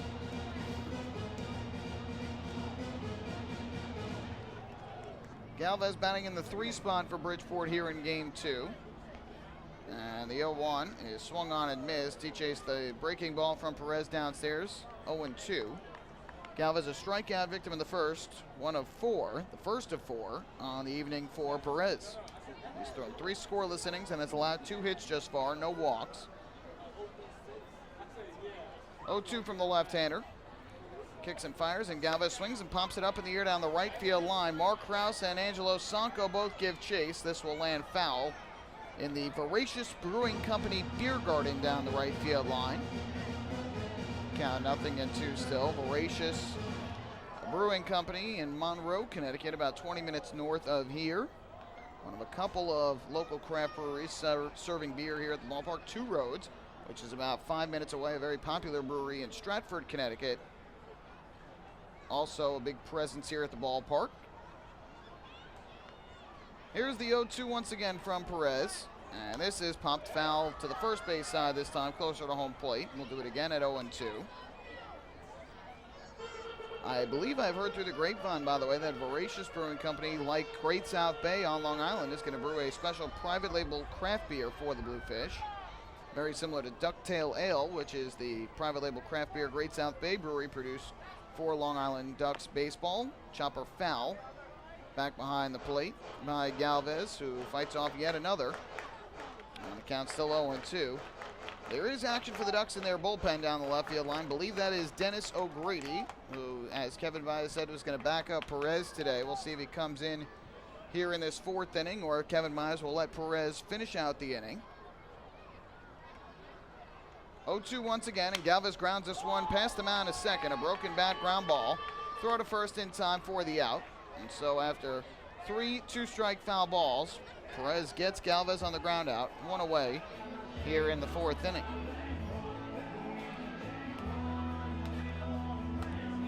Now you got the lefty Sean Burrows and then the switch hitter Tony Abreu. So I have to think Kevin Baez will stick with Perez for at least those two. And if it gets past them, then you've got 4 righties following in Cuevas, Nessie, Nina, and Rosa. So we'll see at that point if O'Grady would come in. First pitch here in this lefty-lefty matchup, and Burrows takes a fastball on the outside corner for strike 1. Burrows struck out his first time up in the opening inning. That was put out at first base 2-3 when the ball went down in the dirt. Perez winds and fires an 0-1, and Burrows takes another fastball knee high on the outside corner, 0-2. Burrows was 1 for 3 in game 1 of the doubleheader. The lone hit was a 2-run double to right field in inning number 3. That gave the Bluefish a 4-2 lead. That would be the winning hit of the game as Bridgeport went on to win 5-2. Perez was starting to deal 0-2, but time called.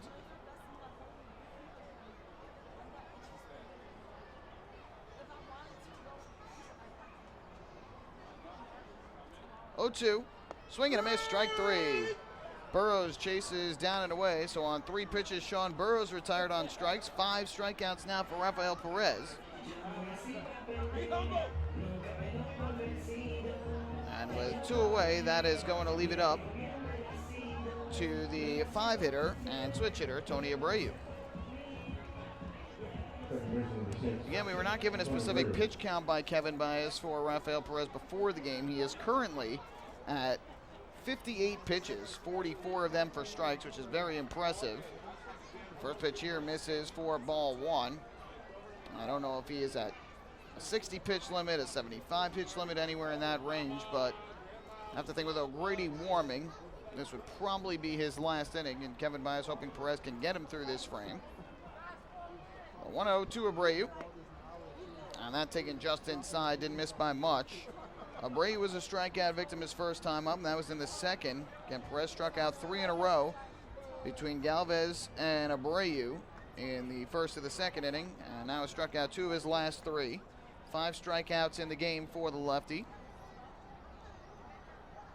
Here comes a 2-0 pitch to Abreu.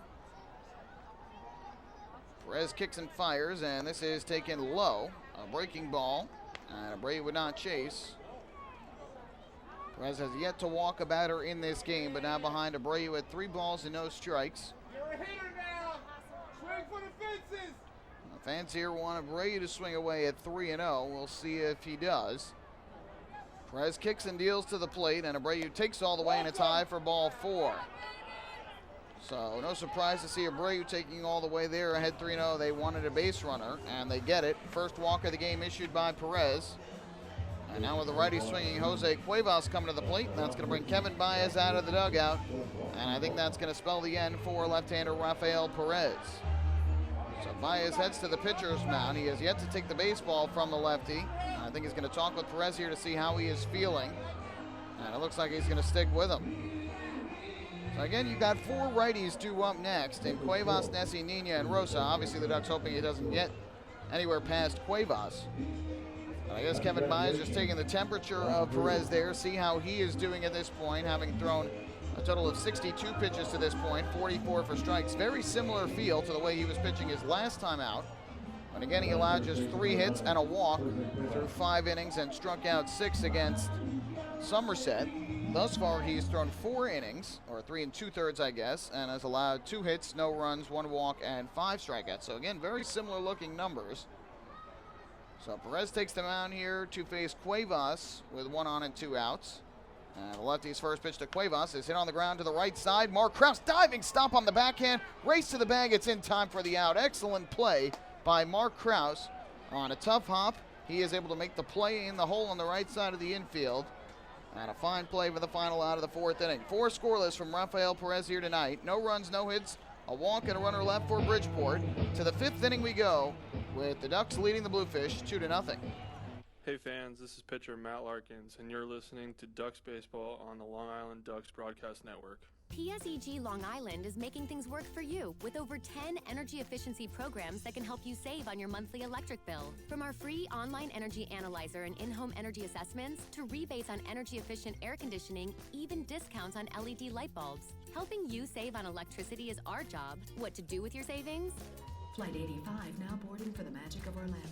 Is entirely up to you. Visit pseglyny.com/save money. Just one more way PSEG Long Island is making things work for you. Take your group out to the ball game this season and enjoy all the fun of Ducks baseball at discounted prices with the picnic area, luxury suites, the Smokin' Owls party deck, and so much more. Bringing your group to the game will be an unforgettable experience. The Ducks even offer opportunities to sing the national anthem, serve as the Ridgewood Savings Bank color guard, be the Nicolak Dream Team, put on a pregame performance, or shag fly balls during Ducks batting practice. To book your outing today, call 631-940-3825 and ask for the group sales department. Long Island Ducks Baseball. Good times every time.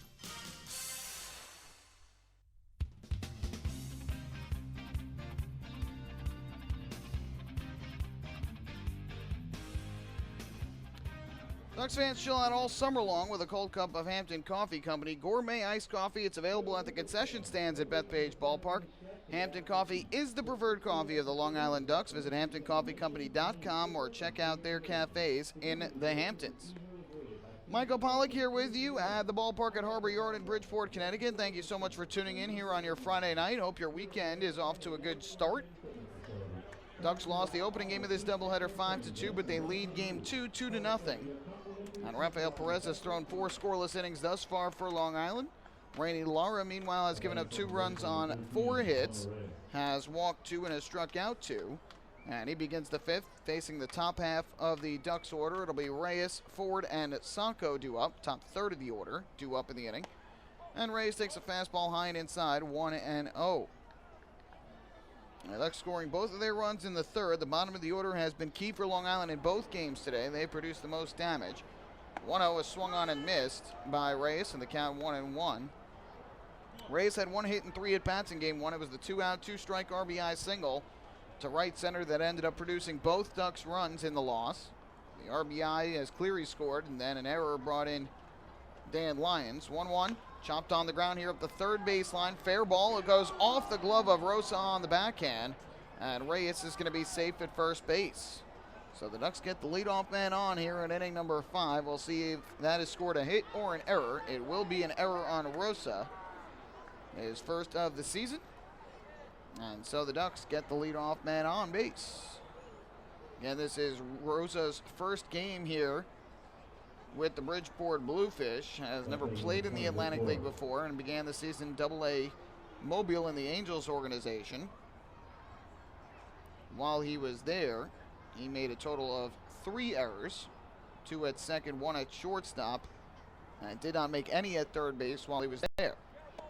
First pitch here to Lou Ford. That is taken outside for ball 1. Ford 1 for 2 in this game. A fly out to center and an RBI single to right. That came in the 3rd. Brought in Zack Goldstein for the 2nd run of that inning. Here's the 1-0. Ford takes a fastball. That misses low. Or did they call that a strike? I didn't see a strike call. I did hear a strike call from a fan below us, but scoreboard reads 1-1. Lara is ready. He deals. Ford a swing and a miss and a high fastball. He went that time. And it is 2-1. So the scoreboard incorrect. It says 1-2, but it is 2-1. Mentioned earlier, Ford was 0 for 3 during the day game, or tough to say day game, the evening game, the first game of the doubleheader today. Had a couple of strikeouts. Reyes leads off first. Here's the 2-1. popped up in the air, foul back behind the plate, and this goes out of play. And that'll even things up at 2-2. Ford not typically a sacrifice bunter, and up 2-0, you're often not going to see any sacrifice bunts in those situations, especially from Kevin Baez. Reyes doesn't have great speed at first base, so I don't think I'll see him take off. 2-2, Ford fouls it off again, back to the screen. A late swing on the fastball, but got enough to stay alive. We'll do it again at 2 balls and 2 strikes.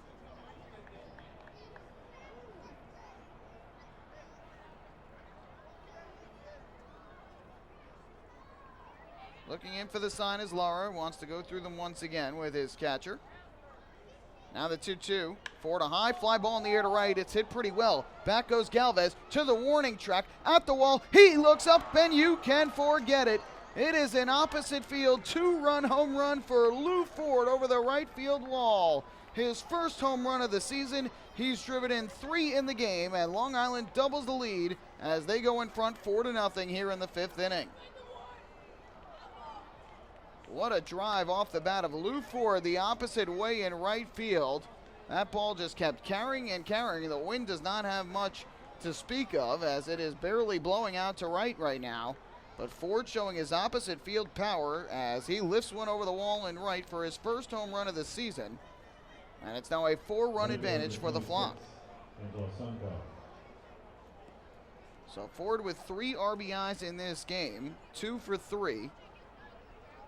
And the first pitch to Angelo Sanko is fouled straight back to the screen for strike 1. So obviously one of those runs earned, one unearned because of the error. And for Long Island, that is home run number 28 on the season. If they hit 100 home runs this year, they will have met the Chappies home run challenge. 0-1. And Sanko pops one in the air, foul down the left field line, out of play, 0-2. Chappies Funeral Homes would donate $5,000 to the Quacker Jack Foundation if the Ducks hit 100. So 0-2 on Sanko, who is 0 for 2 in this game with a ground out and a strikeout. He is now 0 for 5 on the day. And Lara's 0-2 is swung and crushed in the air, deep right field by Sanko. Back goes Galvez at the wall. You can forget it. A mammoth solo home run to right field for Angelo Sanko. The Ducks go back-to-back here in the 5th inning, and Sanko's 10th home run of the season has put Long Island in front 5-0. What a drive by Angelo Sanko, who smacks his hands as he touches home plate. High five for Berg and then Pacheco.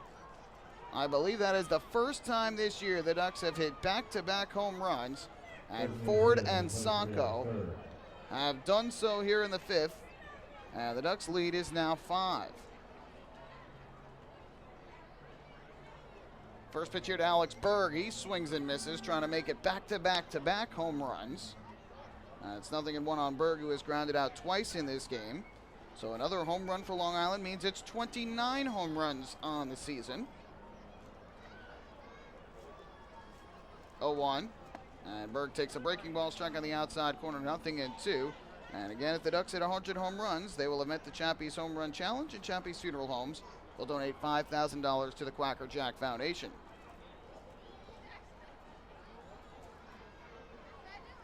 Still nobody out here in the top of the 5th inning. 3 runs already in, and the 0-2 is swung and line into right field by Berg. On the run, the right fielder is Galvez to make the catch. Solid line drive the other way off the bat of Alex Berg, but the ball caught head high by Galvez. And there's the first out of this 5th inning. That's going to bring Luis Rodriguez out of the dugout to talk things over with Jordan Pacheco. There is nobody warming in the bullpen, though, for Bridgeport, so I'm not really sure what this conversation is about. He just retired Berg, even though it was hard hit. He has retired Pacheco twice. Surprising to see him come out now instead of after the second home run in a row that he gave up. But either way, Rodriguez comes out to chat with Lara. We'll see if that gets any action going in the Bluefish bullpen. Dennis O'Grady had been throwing for the Ducks. I do not see him throwing right now. That could just mean he is ready to go. But 1 out and the base is empty, and up to the plate will step Jordan Pacheco. So Ford, who had not homered yet, gets his first of the year. Sanko hits his team-leading 10th of this season. First pitch to Pacheco. As a fastball taken low, ball one. Pacheco has popped to second and flown out to center in his 2 at-bats. Sanko moves into a tie for second most home runs in the league with Casey Hobson and Andy Wilkins. Jerry Sands of Somerset with 13 leading the way. A check swing by Pacheco, but the home plate umpire, John Grosso, says that he went around. Didn't seem like it from our vantage point, but they do call the strike on Pacheco, and it's 1-1.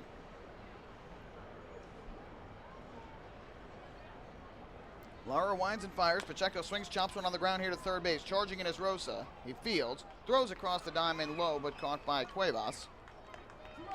And there's the second out here in the 5th inning. All started with an error by Rosa. And the ground ball up the third base line from Reyes. And then Ford powers one the opposite way in a right for a 2-run home run.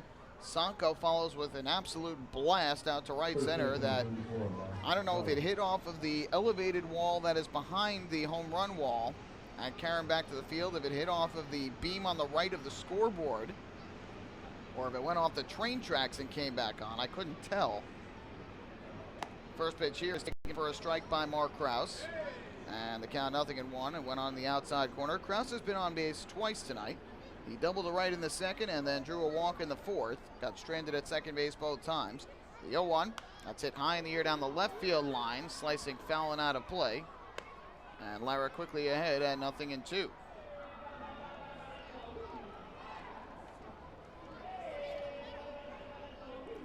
back-to-back home runs for the Ducks here in this 5th inning have made a 2-0 game, a 5-0 lead for the Ducks.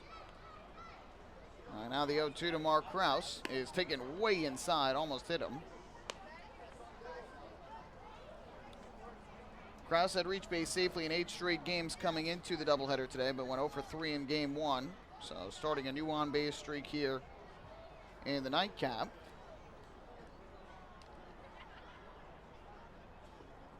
Now the 1-2 from Lara. And Krause swings and grounds it foul right into the Bluefish dugout. Action seems like it has begun for the Bluefish down the right field line. Looks like Manny Del Carmen might be the arm that is about to get up. And it looks like Dennis O'Grady continuing to warm down the left field line for Long Island, so it appears that Rafael Perez's night is done.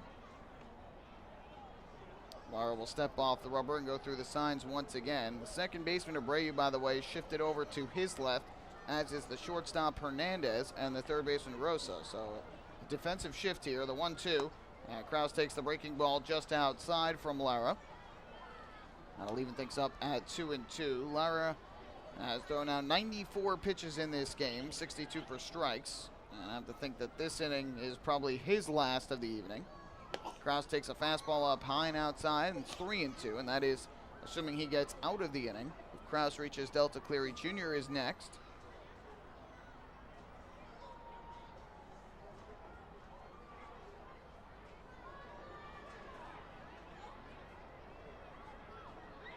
Krause digs back in at home plate. Lara looks in for the sign from Nessie. Here's the payoff pitch. And Krause hits a drive in the air to left center. That's hit pretty well. Back on it is Nina. This one's going to stay in the yard, though, and making the catch is Nina for the final out of the inning. But the Ducks break out the bats here in the 5th inning. 3 runs on 2 hits. A 2-run home run by Lou Ford, a solo home run by Angelo Sanko. 1 error in the inning, nobody left on base. 4.5 through here in game 2 of the doubleheader. It is 5-0 Long Island. Hey fans, this is Yuri De La Rosa, left-hander pitcher, and you are listening to Ducks Baseball on the Long Island Ducks Broadcast Network. Hey Ducks fans, the official hotel of the Long Island Ducks is the Radisson Hotel Hauppauge, Long Island. It's centrally located on the north shore of Long Island and offers a home away from home for both business and leisure guests.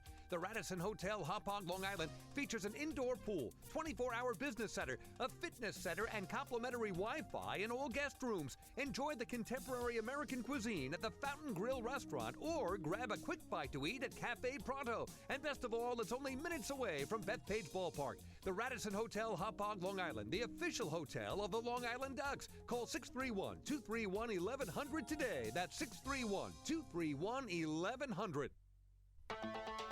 Hey Ducks fans, stay up to date with Long Island's hometown team by visiting Quack of the Bat, the official blog of the Long Island Ducks. Quack of the Bat will bring Ducks fans beyond the headlines with in-depth feature articles, breaking news stories, game previews, post-game wrap-ups, and so much more. Interact with the team during the entire season through quotes directly from the players and coaches, as well as exclusive video clips and photos. Check out the blog today at quackofthebat.wordpress.com. Quack of the Bat, the official blog of the Long Island Ducks.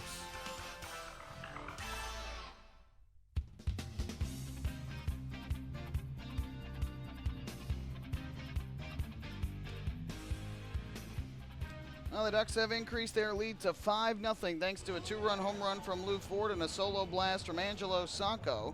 Ford and Sacco going back-to-back in the top of the 5th inning. Now the Ducks now have a 5-run cushion. Dennis O'Grady has come out of the bullpen for Long Island, and he is going to take over for Rafael Perez, who in his first start back from the groin strain pitched very well for Long Island, 4 shutout innings for the left-hander. He can't get the win since he didn't go 5. But he allows just 2 hits, no runs, 1 walk, and struck out 5. Don't have a final pitch count for you, but we'll get that as soon as we can. Either way, Perez gets his job done. And now O'Grady will take over on the mound here in the bottom of the 5th inning. And he'll be facing Nessie, Nina, and Rosa, the bottom 3 in the order for the Bluefish.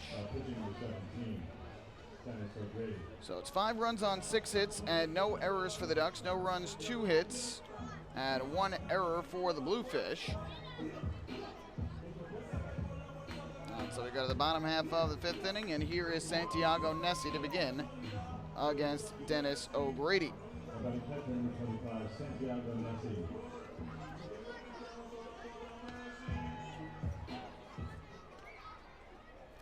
So here is O'Grady to the mound, and more on him momentarily as we talk about why he is pitching in this situation. First pitch here just misses outside for ball 1 to Nessie, who grounded to short. And his only at bat thus far, that was back in the 2nd inning. Here's the 1-0. And that fastball on the outside corner, a strike 1-1. O'Grady was scheduled to start the series finale against Sugarland last night, but unfortunately came down with an illness where he was not feeling well at all before the game. No further details aside from the fact that he was not fit enough to start yesterday's game. The 1-1 is a swing and a miss, breaking ball down low, and Nessie went around on a half swing. So it's 1-2. When we say not fit enough, doesn't mean he wasn't in shape, but he was just too sick to be able to take the mound. And so he's feeling much better today. Made the trip over here to Bridgeport, and as he was feeling better, knew he was going to be backing up Rafael Perez. So the Ducks not completely skipping over him. The 1-2 is taken low. And that'll leave the count at 2-2. Now this is his 4th relief appearance of the year. He has made 9 appearances total, and 5 of those have been starts. Comes in at 1-2 with a 3.54 ERA on the season. 2-2 from O'Grady to Nessie. Kicking the pitch on the way is a swing and a pop-up in the air to center. Cleary Jr. back into his left. Lines it up and makes the catch for the first out here in the bottom of the 5th inning. That'll bring Angelos Nina to the plate. O'Grady has pitched 33 innings on the season for the Ducks. He has allowed 28 hits and 16 walks in those 33 innings, striking out 30 batters. 13 runs, all earned, given up by O'Grady. His worst start of the year, for worst outing of the year, his last time out. That was May the 27th in game 1 of a doubleheader. Nina, a line drive to deep center, but Cleary Jr. is there to make the running catch. A hard hit ball by Nina, bidding for a second hit, but he lines to center. And there is the 2nd out of the inning. That'll leave it up to Angel Rosa. In that 6-4 Ducks loss in game 1 of the doubleheader on Saturday, O'Grady allowed 6 runs on 9 hits in just 4 innings of work. He walked 3 and struck out 1, suffering his 2nd loss of the year, and it was a stark contrast to his outing his previous time out, May 20th against Somerset, when he took a no-hitter into the 8th inning before allowing a single to Adam Donaghy that ended his night. 7 innings of shutout ball, though, 1 hit, 3 walks, and 8 strikeouts. That was his best, followed by his worst. Time called here by O'Grady as he gets ready to deal to Angel Rosa, who bounced to short back in the 3rd inning. Looks like the Bluefish have a lefty warming up to come in and pitch in the 6th. Ducks with a 5-0 lead. First pitch to Rosa, and takes a breaking ball that misses downstairs, 1-0. And Rosa just signed by the Bluefish and thrust right into action. Spent the first 5 seasons of his career in the Angels organization, reached as high as AAA on a couple of different occasions, 15 and 16. A 1-0, swing and a miss. Good fastball from O'Grady over the outside corner. That'll even things up at 1-1. In his minor league career, a .247 hitter with 18 home runs and 163 RBIs coming into this ball game. Has played winter ball down in Puerto Rico 3 years running. And here's strike 2. So Rosa now behind in the count at 1-2 as O'Grady looks to make it a 1-2-3 inning here in the 5th out of the bullpen. Right-hander comes set on the hill. And his 1-2 offering is swung on and missed. Strike 3. Ball down in the dirt. Jordan Pacheco picks it up. Fires over to Mark Krause at first in time for the out. And Dennis O'Grady comes out of the bullpen in relief of Rafael Perez and retires this side in order on 2 flyouts and a strikeout. So nothing across for the Bluefish. Let's go to the 6th here at the ballpark at Harbor Yard. The Ducks leading the Bluefish 5-0. Hey fans, this is pitcher Tim Melville, and you're listening to Ducks Baseball on the Long Island Ducks Broadcast Network. Going way back is Joe Holden, and he is looking up, and that one is headed to field 5 at Robert Moses. The waves are gnarly, and the Ducks have tied it at 1. That was another home run for the Ducks. And Duck fans, what's more fun than a home run that helps the Ducks win a game? How about a homer that helps the community win? Chappie's Funeral Home and the Long Island Ducks have once again teamed up for the Chappie's Home Run Challenge. If the Ducks hit 100 homers this season, Chappie's Funeral Home will donate $5,000 to the Quackerjack Foundation. So every time a Ducks hitter goes deep this season, watch for the Chappie's Challenge home run count on the scoreboard. And if we reach 100, we're all a winner. Chappie's Funeral Home, where caring for others is a family tradition. Can't get enough of the Long Island Ducks? Well, now you can get even more inside info on your favorite hometown team through Facebook and Twitter. The Ducks are constantly updating fans through social media with scores, transactions, ballpark promotions, and much more. You can even win great prizes. All you'll need to do is make a free account on Facebook and Twitter, and then visit us at facebook.com/LIDucks and twitter.com/LIDucks. Think you're Long Island's biggest Ducks fan? Get connected now.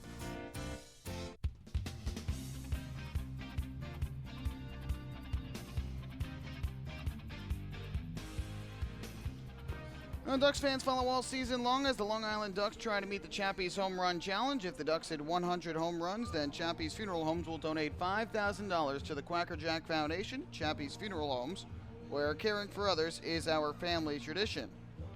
Rainey Lara's night is done. The right-hander and starter for the Bluefish finished after 5 innings of allowing 5 runs, so he is in line for a loss, and if he does suffer that loss, it would drop his record to 3-2 on the year.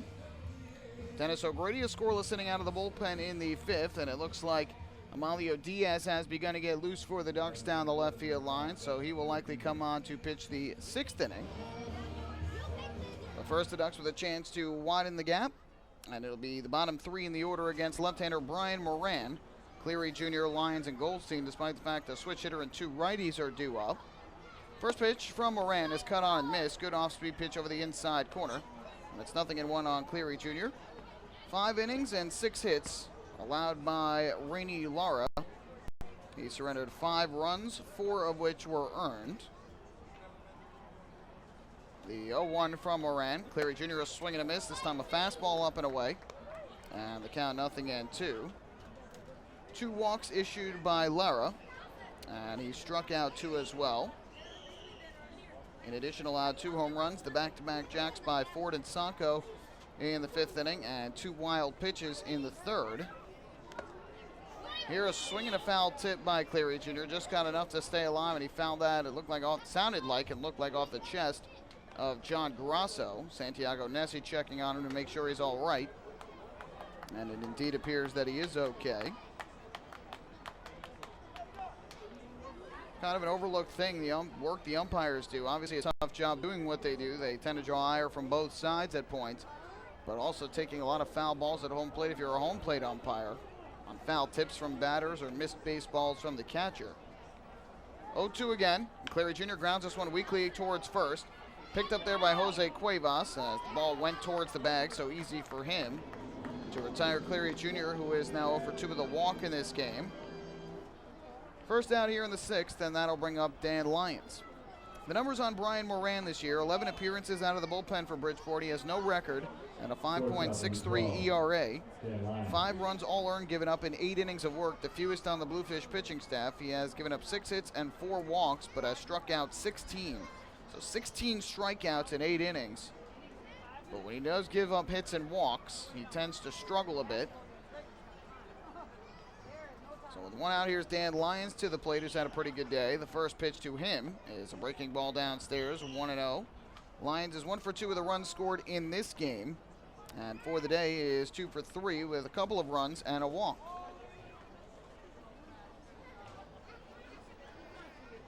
Lyons struck out his last time up. That was in the 4th inning with 2 on and 1 out against Lara. 1-0. Lyons takes a fastball that misses the inside corner. Good eye from the righty hitter. And it's 2 balls and no strikes on the Duck shortstop. Second baseman shaded towards the middle here. That is Abreu. A 2-0 delivery. Lyons takes all the way. That misses downstairs. So Moran now behind at 3-0 on Lyons, who I have to think will take all the way here. Zack Goldstein is waiting in the on-deck circle.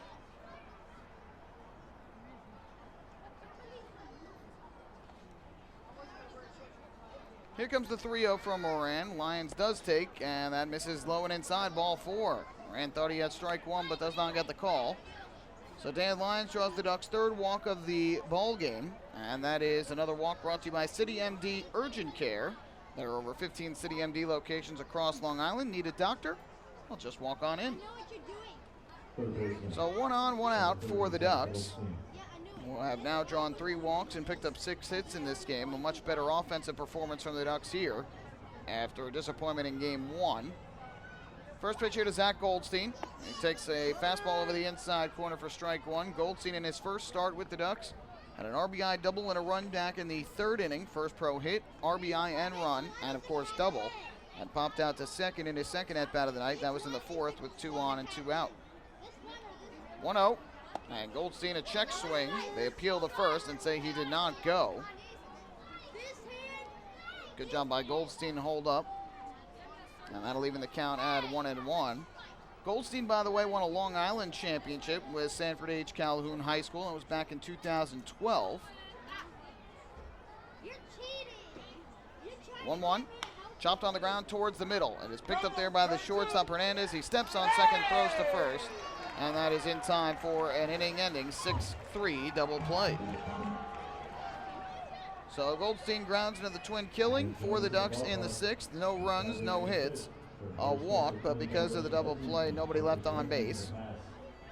And after 5.5 innings of play here in Bridgeport, it is 5-0. The Ducks still in front of the Bluefish.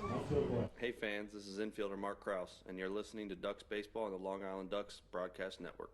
I love it. The color of my new Nicolap patio is so vibrant. It's unlike anything I've ever seen. You're welcome. I'm just going to go finish that Nicolak walkway now. Make your pavers vivid Nicolak pavers. The best looking, most vibrant pavers with the most 3-color blends in the industry. Featuring Nicolak's exclusive paver shield and color blending technology. With color throughout and guaranteed not to fade. Live life in color with Nicolak. Visit Nicolak.com.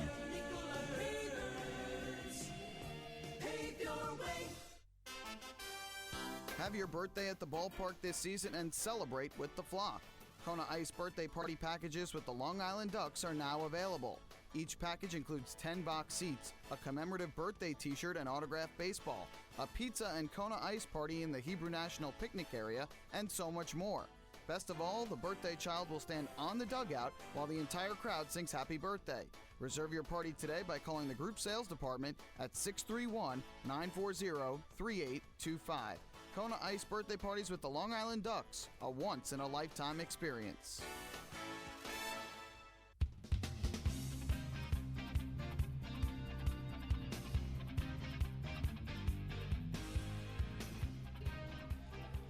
Dennis O'Grady will take the mound again for the Ducks as we go to the bottom half of the 6th inning. Again, it looked like Amalio Diaz was warming up for Long Island in the top of the 6th, but he will not come in to start the frame.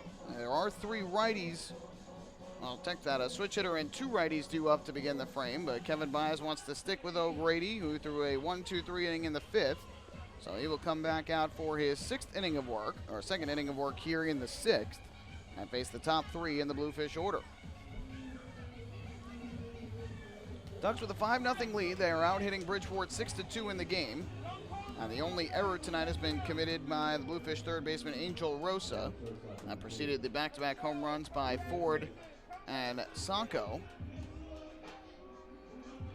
So to the bottom of the 6th inning we go, and it will be Luis Hernandez to lead things off against O'Grady, who works out of the stretch for the Ducks. We'll also take a look at the out-of-town scoreboard this inning and get you caught up in action around the Atlantic League.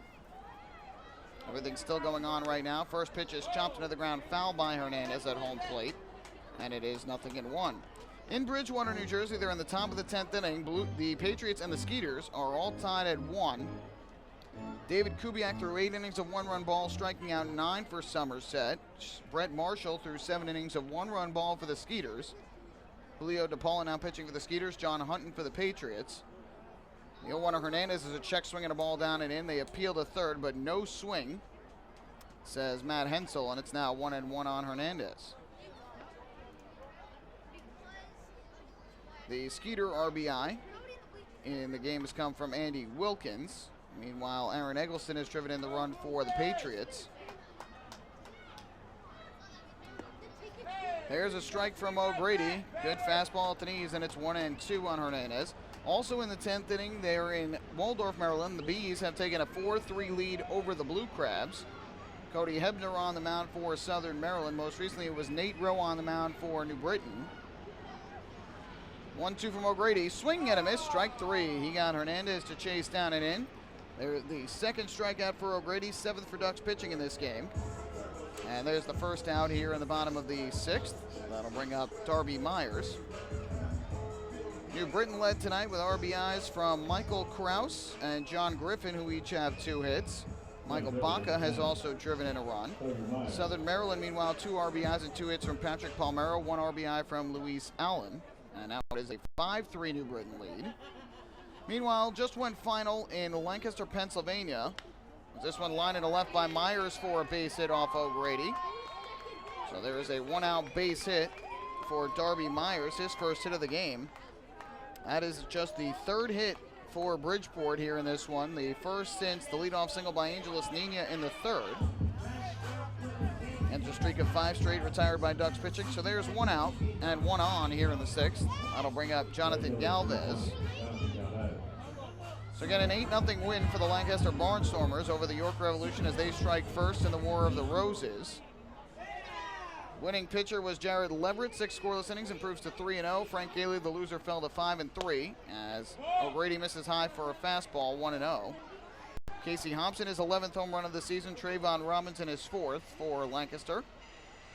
Sanford, Noel, and Hobson each drove in 2 runs.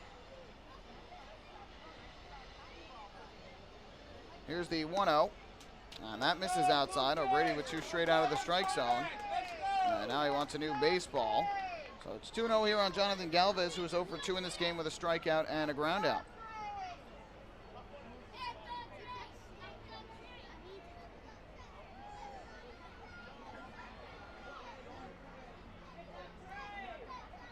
O'Grady looks in for the sign, and out comes Set. Myers leads at first.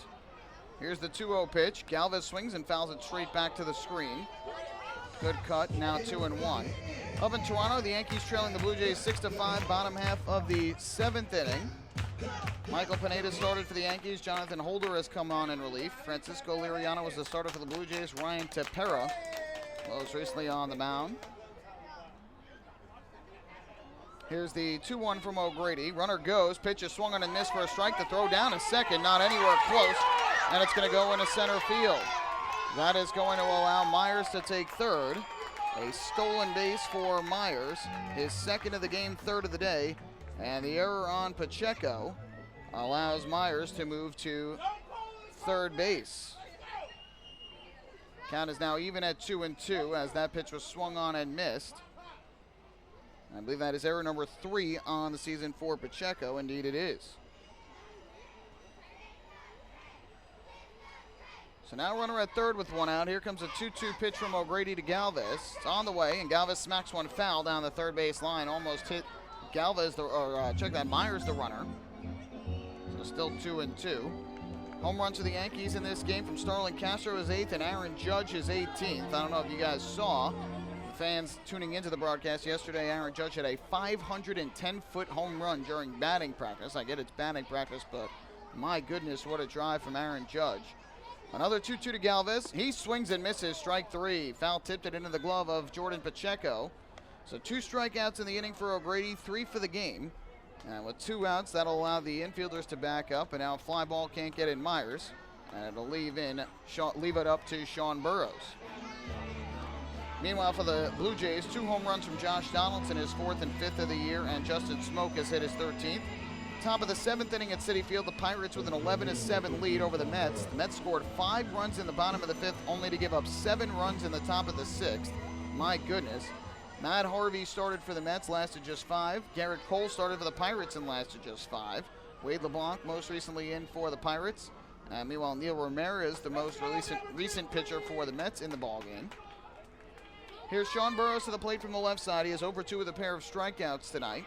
First pitch from O'Grady, and Burrows takes a fastball outside, 1-0. For the Mets, Lucas Duda has hit 2 home runs, his 9th and 10th of the year, and Michael Conforto has hit his 14th of the season. The 1-0 from O'Grady to Burrows, righty pitcher, lefty hitter. O'Grady shaking off the sign from Pacheco, and now he's got the pitch he likes. 1-0. And Burrows takes down and in, would not bite. And he's now in the driver's seat at 2-0. For the Pirates, Elias Diaz has hit his first home run of the season. And Josh Bell has gone deep for the 10th time this year. And meanwhile, a final at Madison Square Garden, the New York Liberty defeat the Dallas Wings 93-89 in WNBA action. So 2-0 count, dangerous hitters count here. Pitch from O'Grady. Burrows grounds this one is short. Dan Lyons is there, and he throws on a first in time to retire his former teammate for the final out here in the 6th inning. So Dennis O'Grady is able to work around a 1-out single in the 6th. No runs, 1 hit, 1 error, and 1 runner left in scoring position. To the 7th inning we go here at the ballpark at Harbor Yard. Ducks 5 and the Bluefish nothing.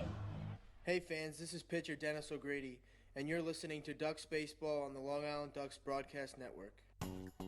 M&V Limousines is the official bus company of the Long Island Ducks. Family owned and operated, they've been in the business for over 24 years. M&V Limousines offers coach buses with Wi-Fi and restrooms, party buses, exotic limousines, and also recently acquired Hampton Luxury Liner with regular service from New York City to the Hamptons. They also offer a variety of vineyard tour options. Whether you're looking for transportation for weddings, proms, corporate outings, or long-distance trips, they've got the right vehicle for you. Visit their showroom in Comac or check them out online at mvlimo.com. M&V Limousines and Hampton Luxury Liner, the official bus company of the Long Island Ducks. Family fun every time. Beautiful evening for baseball. Big action every time. He reaches up, it's gone! Great value every time. And the Ducks have won it 7-1. The Ducks schedule is loaded with new promotions this season, and with an average ticket price of just $10 and free parking, there is no better value on Long Island. For game times and tickets, visit liducks.com. Long Island Ducks Baseball. Good times every time.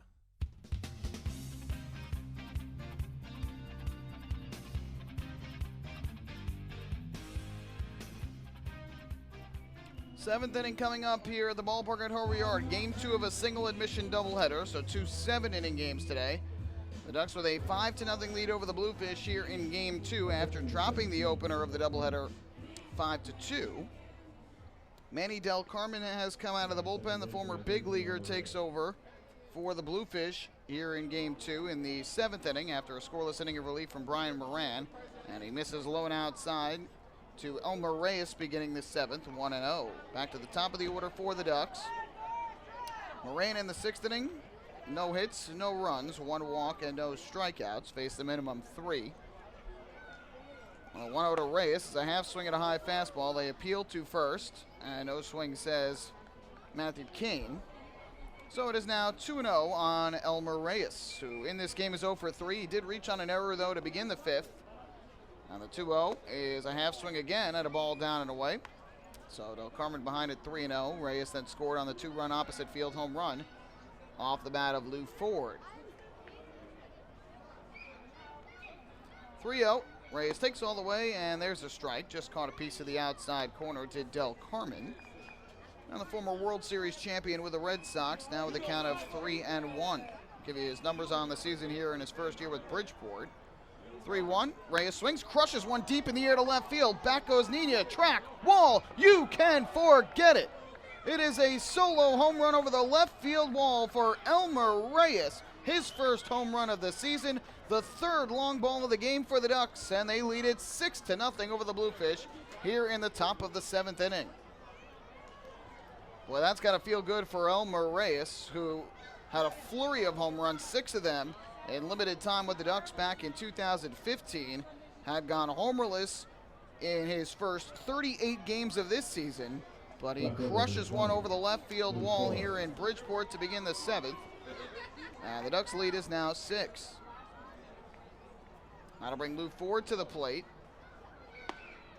First pitch taken on the outside corner for a strike, 0-1. Well, the top of the order struggled for the Ducks in game 1, but the first 3 hitters in the order tonight in game 2 have all gone deep. The 0-1, and Ford hits one foul down the right field line. 0-2. Ford went opposite field for a 2-run home run in the 5th inning. His first of the year. He's driven in 3 tonight. Also had an RBI single to right in the 3rd. So 0-2 the count here on Ford.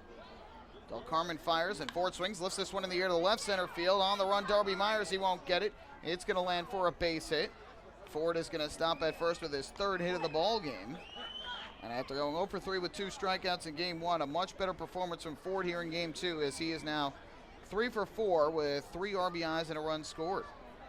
So that home run for the Ducks, their 3rd of the night, their 30th of the season. And again, if they hit 100, they will meet the Chappies Home Run Challenge, and Chappies Funeral Homes will donate $5,000 to the Quacker Jack Foundation. Now Angelo Sanco to the plate from the left side. He also has gone deep in this ball game. Del Carmen's first pitch to him, and he swings and grounds one to the right side. Backhanded stop by Cuevas. Goes to short for 1. The return to first, just in time for the double play. So Sanco first pitch swinging grounds into the twin killing. Second double play the Ducks have hit into in as many innings. 3-6-3 on the double play. And Sanco now 1 for 4 with the solo home run back in the 5th. 2 away. And that will leave it up to Alex Berg. All right, numbers on Manny Del Carmen. 15 games this year. 0-1 record and a 4.40 ERA. He has allowed 12 runs, 7 of them earned in 14 1/3 innings. 20 hits to 8 walks while striking out 12. Alex Berg takes the first pitch low and outside for ball 1. It looks like Amalio Diaz still warming up down the left field line. I can't tell for sure, but I believe that is who it is. That fastball misses low, and it's 2-0. It could also be Andrew Floridas. I can't check that, not Andrew Floridas. He is an infielder. I thought I saw 32 for a second, but that is definitely not him. 1-0. Swing and a miss, good cut, but Berg swings through it. Kevin Baez said he had Diaz available and Sau out of the bullpen as well. Maybe Fuller, but trying to avoid anybody else. So again, I think it would be Diaz at this point. 1-1. I had 2-1, but that's in for a strike. So scoreboard reads 1-2. I have 2-2 on my count, and indeed it is 2-2. Should just always trust myself and paying attention to the count here in Bridgeport. Ducks out hitting the Bluefish 9-2 now in this game. And the 1-2 to Berg is taken just outside. Fans here wanted the strike call, but now the count runs full at 3-2.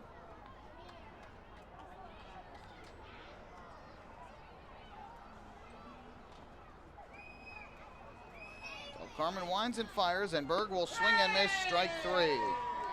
So Dahlcarmen is able to strike out Berg. The double play and the strikeout help him avoid further trouble in the 7th. But the Ducks tack on an extra run. 1 run on 2 hits in the inning. The solo home run by Elmer Reyes. And they leave the bases empty. We head to the bottom of the 7th. Ducks will try and close out a split of this doubleheader as they lead this game 6-0. Hey fans, this is Jim Fuller, left-handed pitcher, and you're listening to Ducks Baseball on the Long Island Ducks Broadcast Network.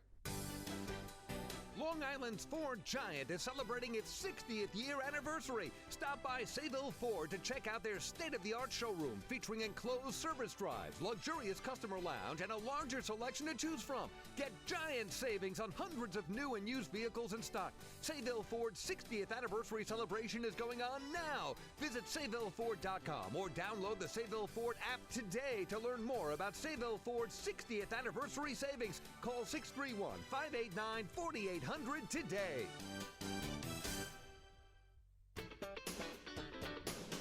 Baseball fans, the Long Island Ducks mobile app has officially arrived. Powered by Clear Vision Apps, it's your one-stop shop for all things Ducks baseball. Buy tickets straight from your mobile device. Receive game status updates with push notifications. Check out up-to-the-minute news and scores and interact with the Ducks on social media. Best of all, it's free. Download the Ducks mobile app today by visiting the App Store on your Apple-powered device or Google Play on your Android-powered device. The Long Island Ducks mobile app, with you wherever you flock to.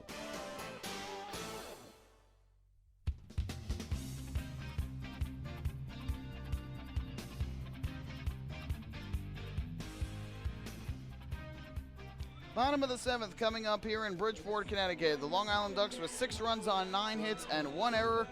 The Bluefish with no runs on 2 hits and 1 error. The Ducks offense has sprung to life here in the nightcap of this single admission doubleheader. After losing earlier this evening 5-2, the Ducks have hit 3 home runs in this game, and they lead it 6-0. It will be Chinwe Sao who comes out of the bullpen for the Ducks. That's the guy who I couldn't tell was pitching in the bullpen, but Chinwe Sao is going to pitch in this 7th inning. He is serving as the closer for the Ducks with David Ardsma out due to injury, but obviously not a safe situation. Kevin Baez, though, turning to his closer to pitch for the first time since Tuesday night when he threw a scoreless inning in relief, and the Ducks waddle off win over the Skeeters. So Sal comes on. He'll be facing the 5, 6, and 7 hitters for the Bluefish who are due up in this 7th inning. It is Abreu, Cuevas, and Nessie. The Ducks trying to earn their 2nd shutout victory of the season. First pitch on the way from Sal. There's a fastball on the outside corner for strike 1. Long Island's first shutout victory came against these Bluefish in the first game of their series last week on Tuesday, May the 23rd, a 3-0 shutout win to kick off a rain-shortened 3-game set. 0-1 here to Abreu, and he'll take a fastball that misses inside this time to even the count at 1-1. Abreu in this game is 0 for 1. He struck out swinging in the 2nd and drew a walk with 2 outs in the 4th, only to get stranded at first base. Here's the 1-1. Sal kicks and fires, and this swung on and missed. Got him again to swing through it. And now the count 1-2. In game 1, Abreu came to the plate 3 times, was 1 for 3 with an RBI, picked up that single in the 3rd inning that made it a 5-2 ball game and rounded out the scoring. Sal looks in for the sign from Pacheco, and now time called by Abreu.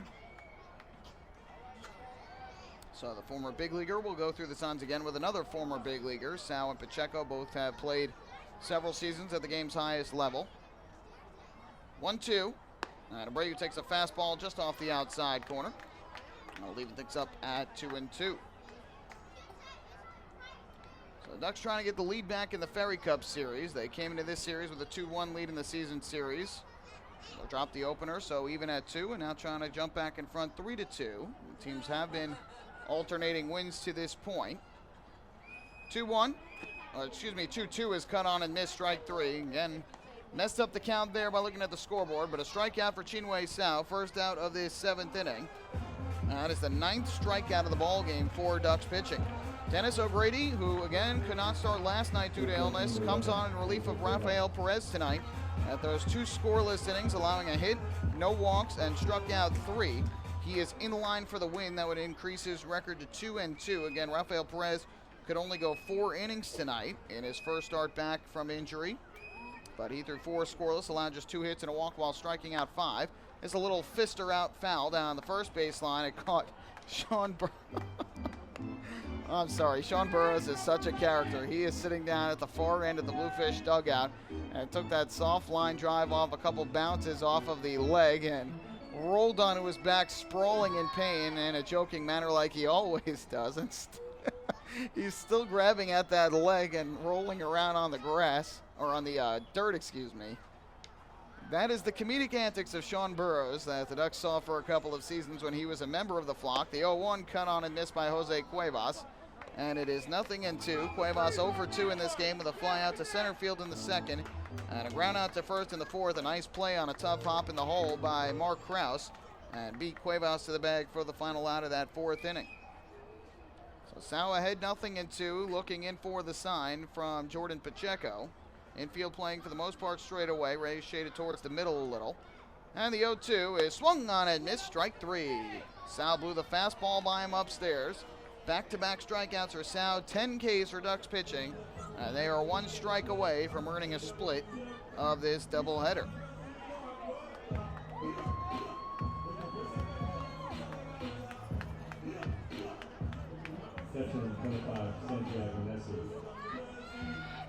So 2 down, the base is empty, and coming to the plate will be Santiago Nessie, the catcher and 7-hitter. Again, after the final out, don't go anywhere.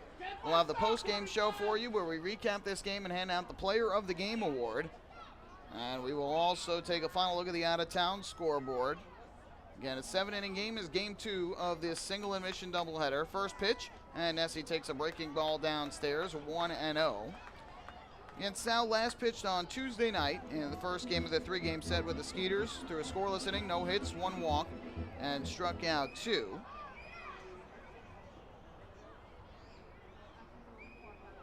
Coming after allowing 2 runs on 2 hits and a walk in an inning in game 2 of Saturday's doubleheader with the Barnstormers. Came in trailing by a lot, but needed to get work in. The Ducks were thin on pitching. The 1-0. Ground ball hit to short. This should do it. Dan Lyons gobbles it up, throws across the diamond in time for the out. This ball game is over, and the Long Island Ducks earn their 2nd shutout win of the season as they defeat the Bridgeport Bluefish 6-0 in game 2 of this single admission doubleheader, and they earn a split of the twin bill here in Bridgeport. So nothing across for the Bluefish in the 9th. Chinwe Sao works another scoreless inning out of the bullpen and strikes out 2. Now the Duck pitching staff allows just 3 hits, in this game to the Bridgeport Bluefish and shuts them out for the 2nd time this season. Don't go anywhere. The post-game show is coming up next. We're going to recap this game and hand out the Player of the Game award. Ducks winners tonight, 6-0 here at the Ballpark at Harbor Yard. Hey fans, this is pitcher Patrick Kreider, and you're listening to Ducks Baseball on the Long Island Ducks Broadcast Network. PSEG Long Island is making things work for you with over 10 energy efficiency programs that can help you save on your monthly electric bill. From our free online energy analyzer and in-home energy assessments to rebates on energy-efficient air conditioning, even discounts on LED light bulbs. Helping you save on electricity is our job. What to do with your savings? Flight 85 now boarding for the magic of Orlando. Is entirely up to you. Visit psegLINY.com/save money. Just one more way PSEG Long Island is making things work for you.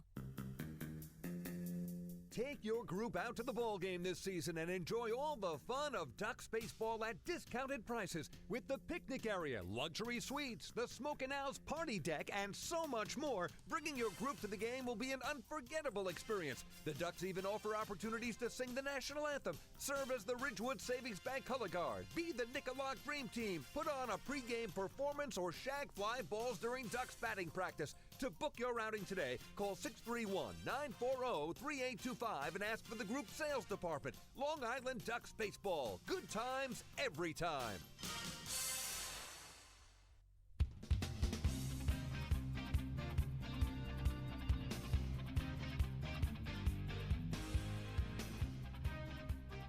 Back here at the Ballpark at Harbor Yard, a final score here in Game 2 of this single admission doubleheader. The Ducks shut out the Bridgeport Bluefish 6-0 Long Island's second shutout victory of the year. Both of them have come at the expense of the Bluefish here at the ballpark at Harbor Yard. And so after falling 5-2 in Game 1, the Ducks bounce back and end the 3-game losing skid with a 6-0 victory, a 3-hit shutout by the trio of Rafael Perez, Dennis O'Grady, and Chinwe Sao.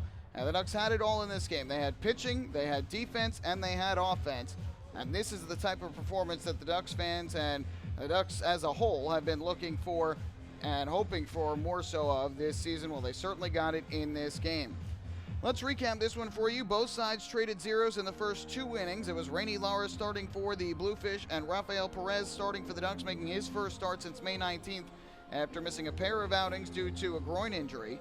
But the Ducks struck in the 3rd inning. Bottom of the order got it started. Dan Lyons singled to center to open the inning, went to second on a wild pitch, and then Zack Goldstein, who was making his first professional start in tonight's game, picks up an RBI double over the head of Darby Myers in center field that scored Dan Lyons his first hit, first double, and first RBI of his professional career, all coming in his first official at-bat since when he came in to pinch hit on Wednesday night. He was hit by a pitch on the first pitch he saw. Well, this is a much better start for him. That gave the Ducks a 1-0 lead. After a fly out to left at a wild pitch, Lou Ford came to the plate and stroked an RBI single to right that brought in Goldstein from third for his first professional run. The Ducks had a 2-0 lead at that point. Neither side scored in the 4th. The Ducks had drawn a pair of walks but could not plate a run. And then in the top of the 5th inning, Elmer Reyes reached on an error by the third baseman Angel Rosa to begin.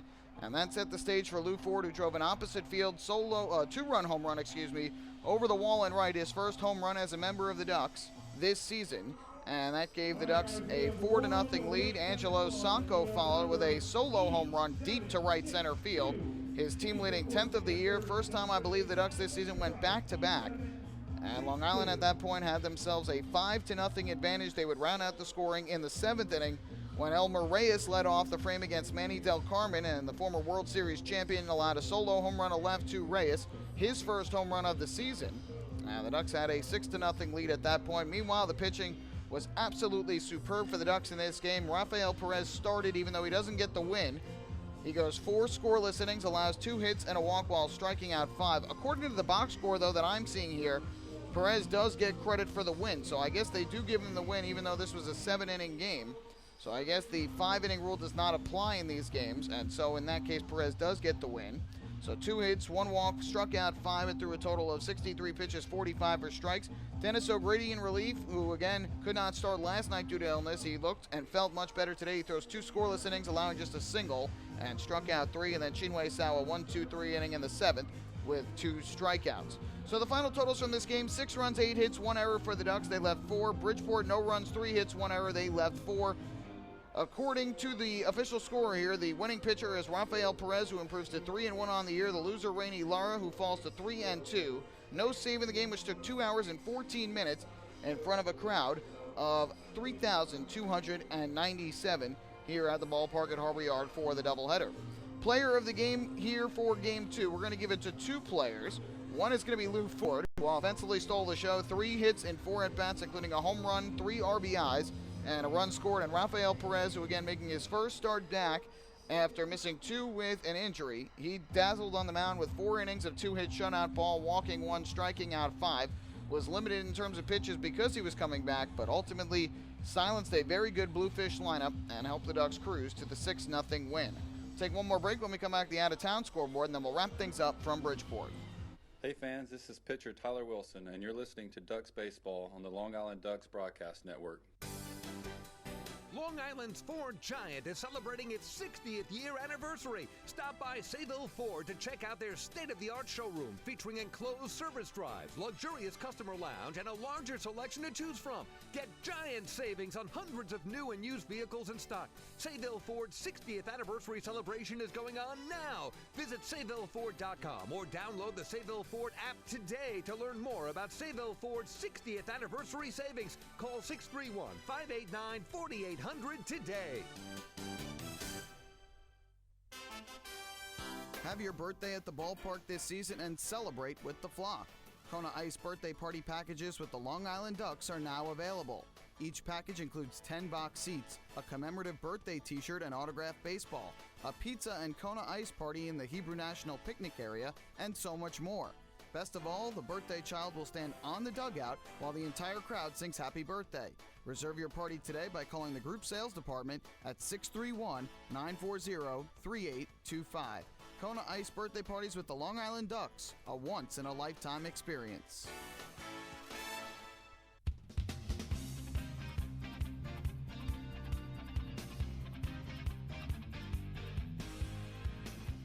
Back here one final time at the ballpark at Harbor Yard tonight, where the Ducks and the Bluefish split a single-admission doubleheader. Bluefish took the opener 5-2, but the Ducks rebounded with a 6-0 shutout victory here in Game 2. And for the second time this season, the Bluefish take the opener of a doubleheader, and the Ducks respond with a win in Game 2 of the Twin Bill.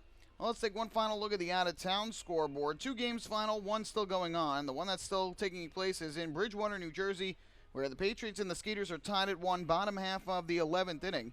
David Kubiak started for Somerset, struck out 9 in 8 innings of 1-run ball. Dwayne Belo is now on in relief. As for Sugarland, Brett Marshall threw 7 innings of 1-run ball as the starter, and Dustin Richardson, the former Duck, has come on to pitch in relief. And Somerset, meanwhile, now has runners at every base with nobody out, and so it looks like the Patriots are going to come up with a walk-off win if Kyle Roller can get the job done, although he just got on.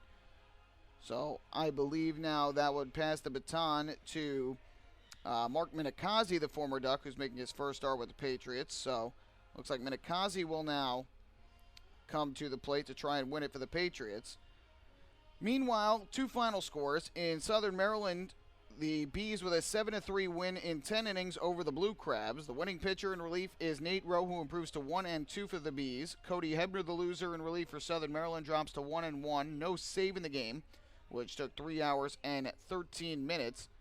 Home runs for Michael Krause, his 6th of the year. John Griffin, his 3rd of the year for New Britain. And Patrick Palmero went deep with his 7th home run of the season for Southern Maryland.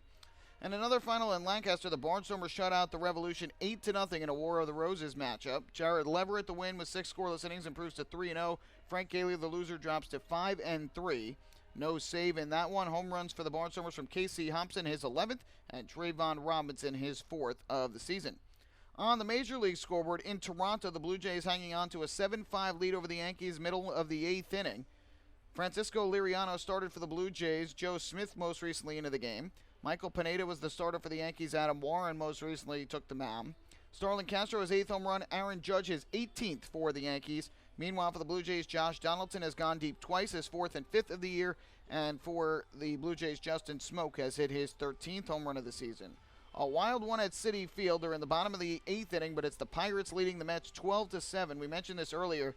The Mets were down 4-2 going into the bottom of the 5th. They score 5 runs to take a 7-4 lead, only to give up 7 runs in the next half inning in the top of the 6th to the Pirates to go behind 11-7. And now they trail 12-7. Matt Harvey started for the Mets, and Neil Ramirez most recently into the game.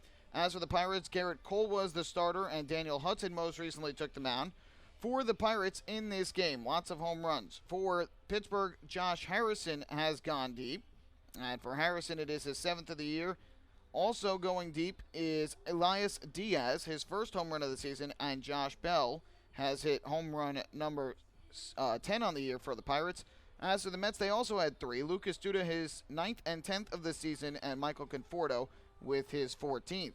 New York Liberty were winners as well today at Madison Square Garden. They defeat the Dallas Wings 93-89 in WNBA action, led by 36 points and 10 rebounds from Tina Charles. So that'll do it for the out-of-town scoreboard. This series will continue tomorrow night. Should be another good one as the Ducks and the Bluefish go at it for the 3rd game of this 4-game set. Ducks now have a 3-2 lead in the Ferry Cup Series this year, and it'll be a rematch of the 2 Atlantic League Pitchers of the Year in their 2 most recent years. For the Ducks, John Brownell, who won the award in 2015, he is 3-0 on the season with a 2.70 ERA. And Jonathan Albaladejo for the Bluefish, who won the title last year, 3-3 with a 4.60 ERA. So clearly Brownell has had the better start to his season, and he got the better of the matchup when these two faced on Tuesday night last week. Here at the ballpark at Harbor Yard, May the 23rd, Brownell threw 7 shutout innings, outdueling Albaladejo and the Ducks 3-0 shutout victory. That was the first shutout win for the Ducks this season, and tonight here in Game 2, a 6-0 win for the Ducks, their 2nd shutout victory of the season. And after losing game 1 5-2, the Ducks are able to earn a split of this single admission doubleheader.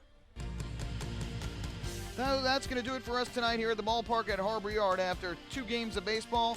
Again, to recap, Bluefish take the opener 5-2, and the Ducks win game 2 6-0. We invite you to join us for our next Ducks broadcast, which will be tomorrow night when these two teams hook up for game 3 of this 4-game weekend series. Pre-game show is going to begin at about 5:55, and first pitch will be at 6:12 here at the ballpark at Harbor Yard. You can follow all the action right here on the Long Island Ducks Broadcast Network, including liducks.com, Facebook Live, and youtube.com/DucksBaseball. My name is Michael Pollock. Thank you so much for spending your Friday night with me. I hope you enjoyed both of our broadcasts, especially the Ducks win here in Game 2.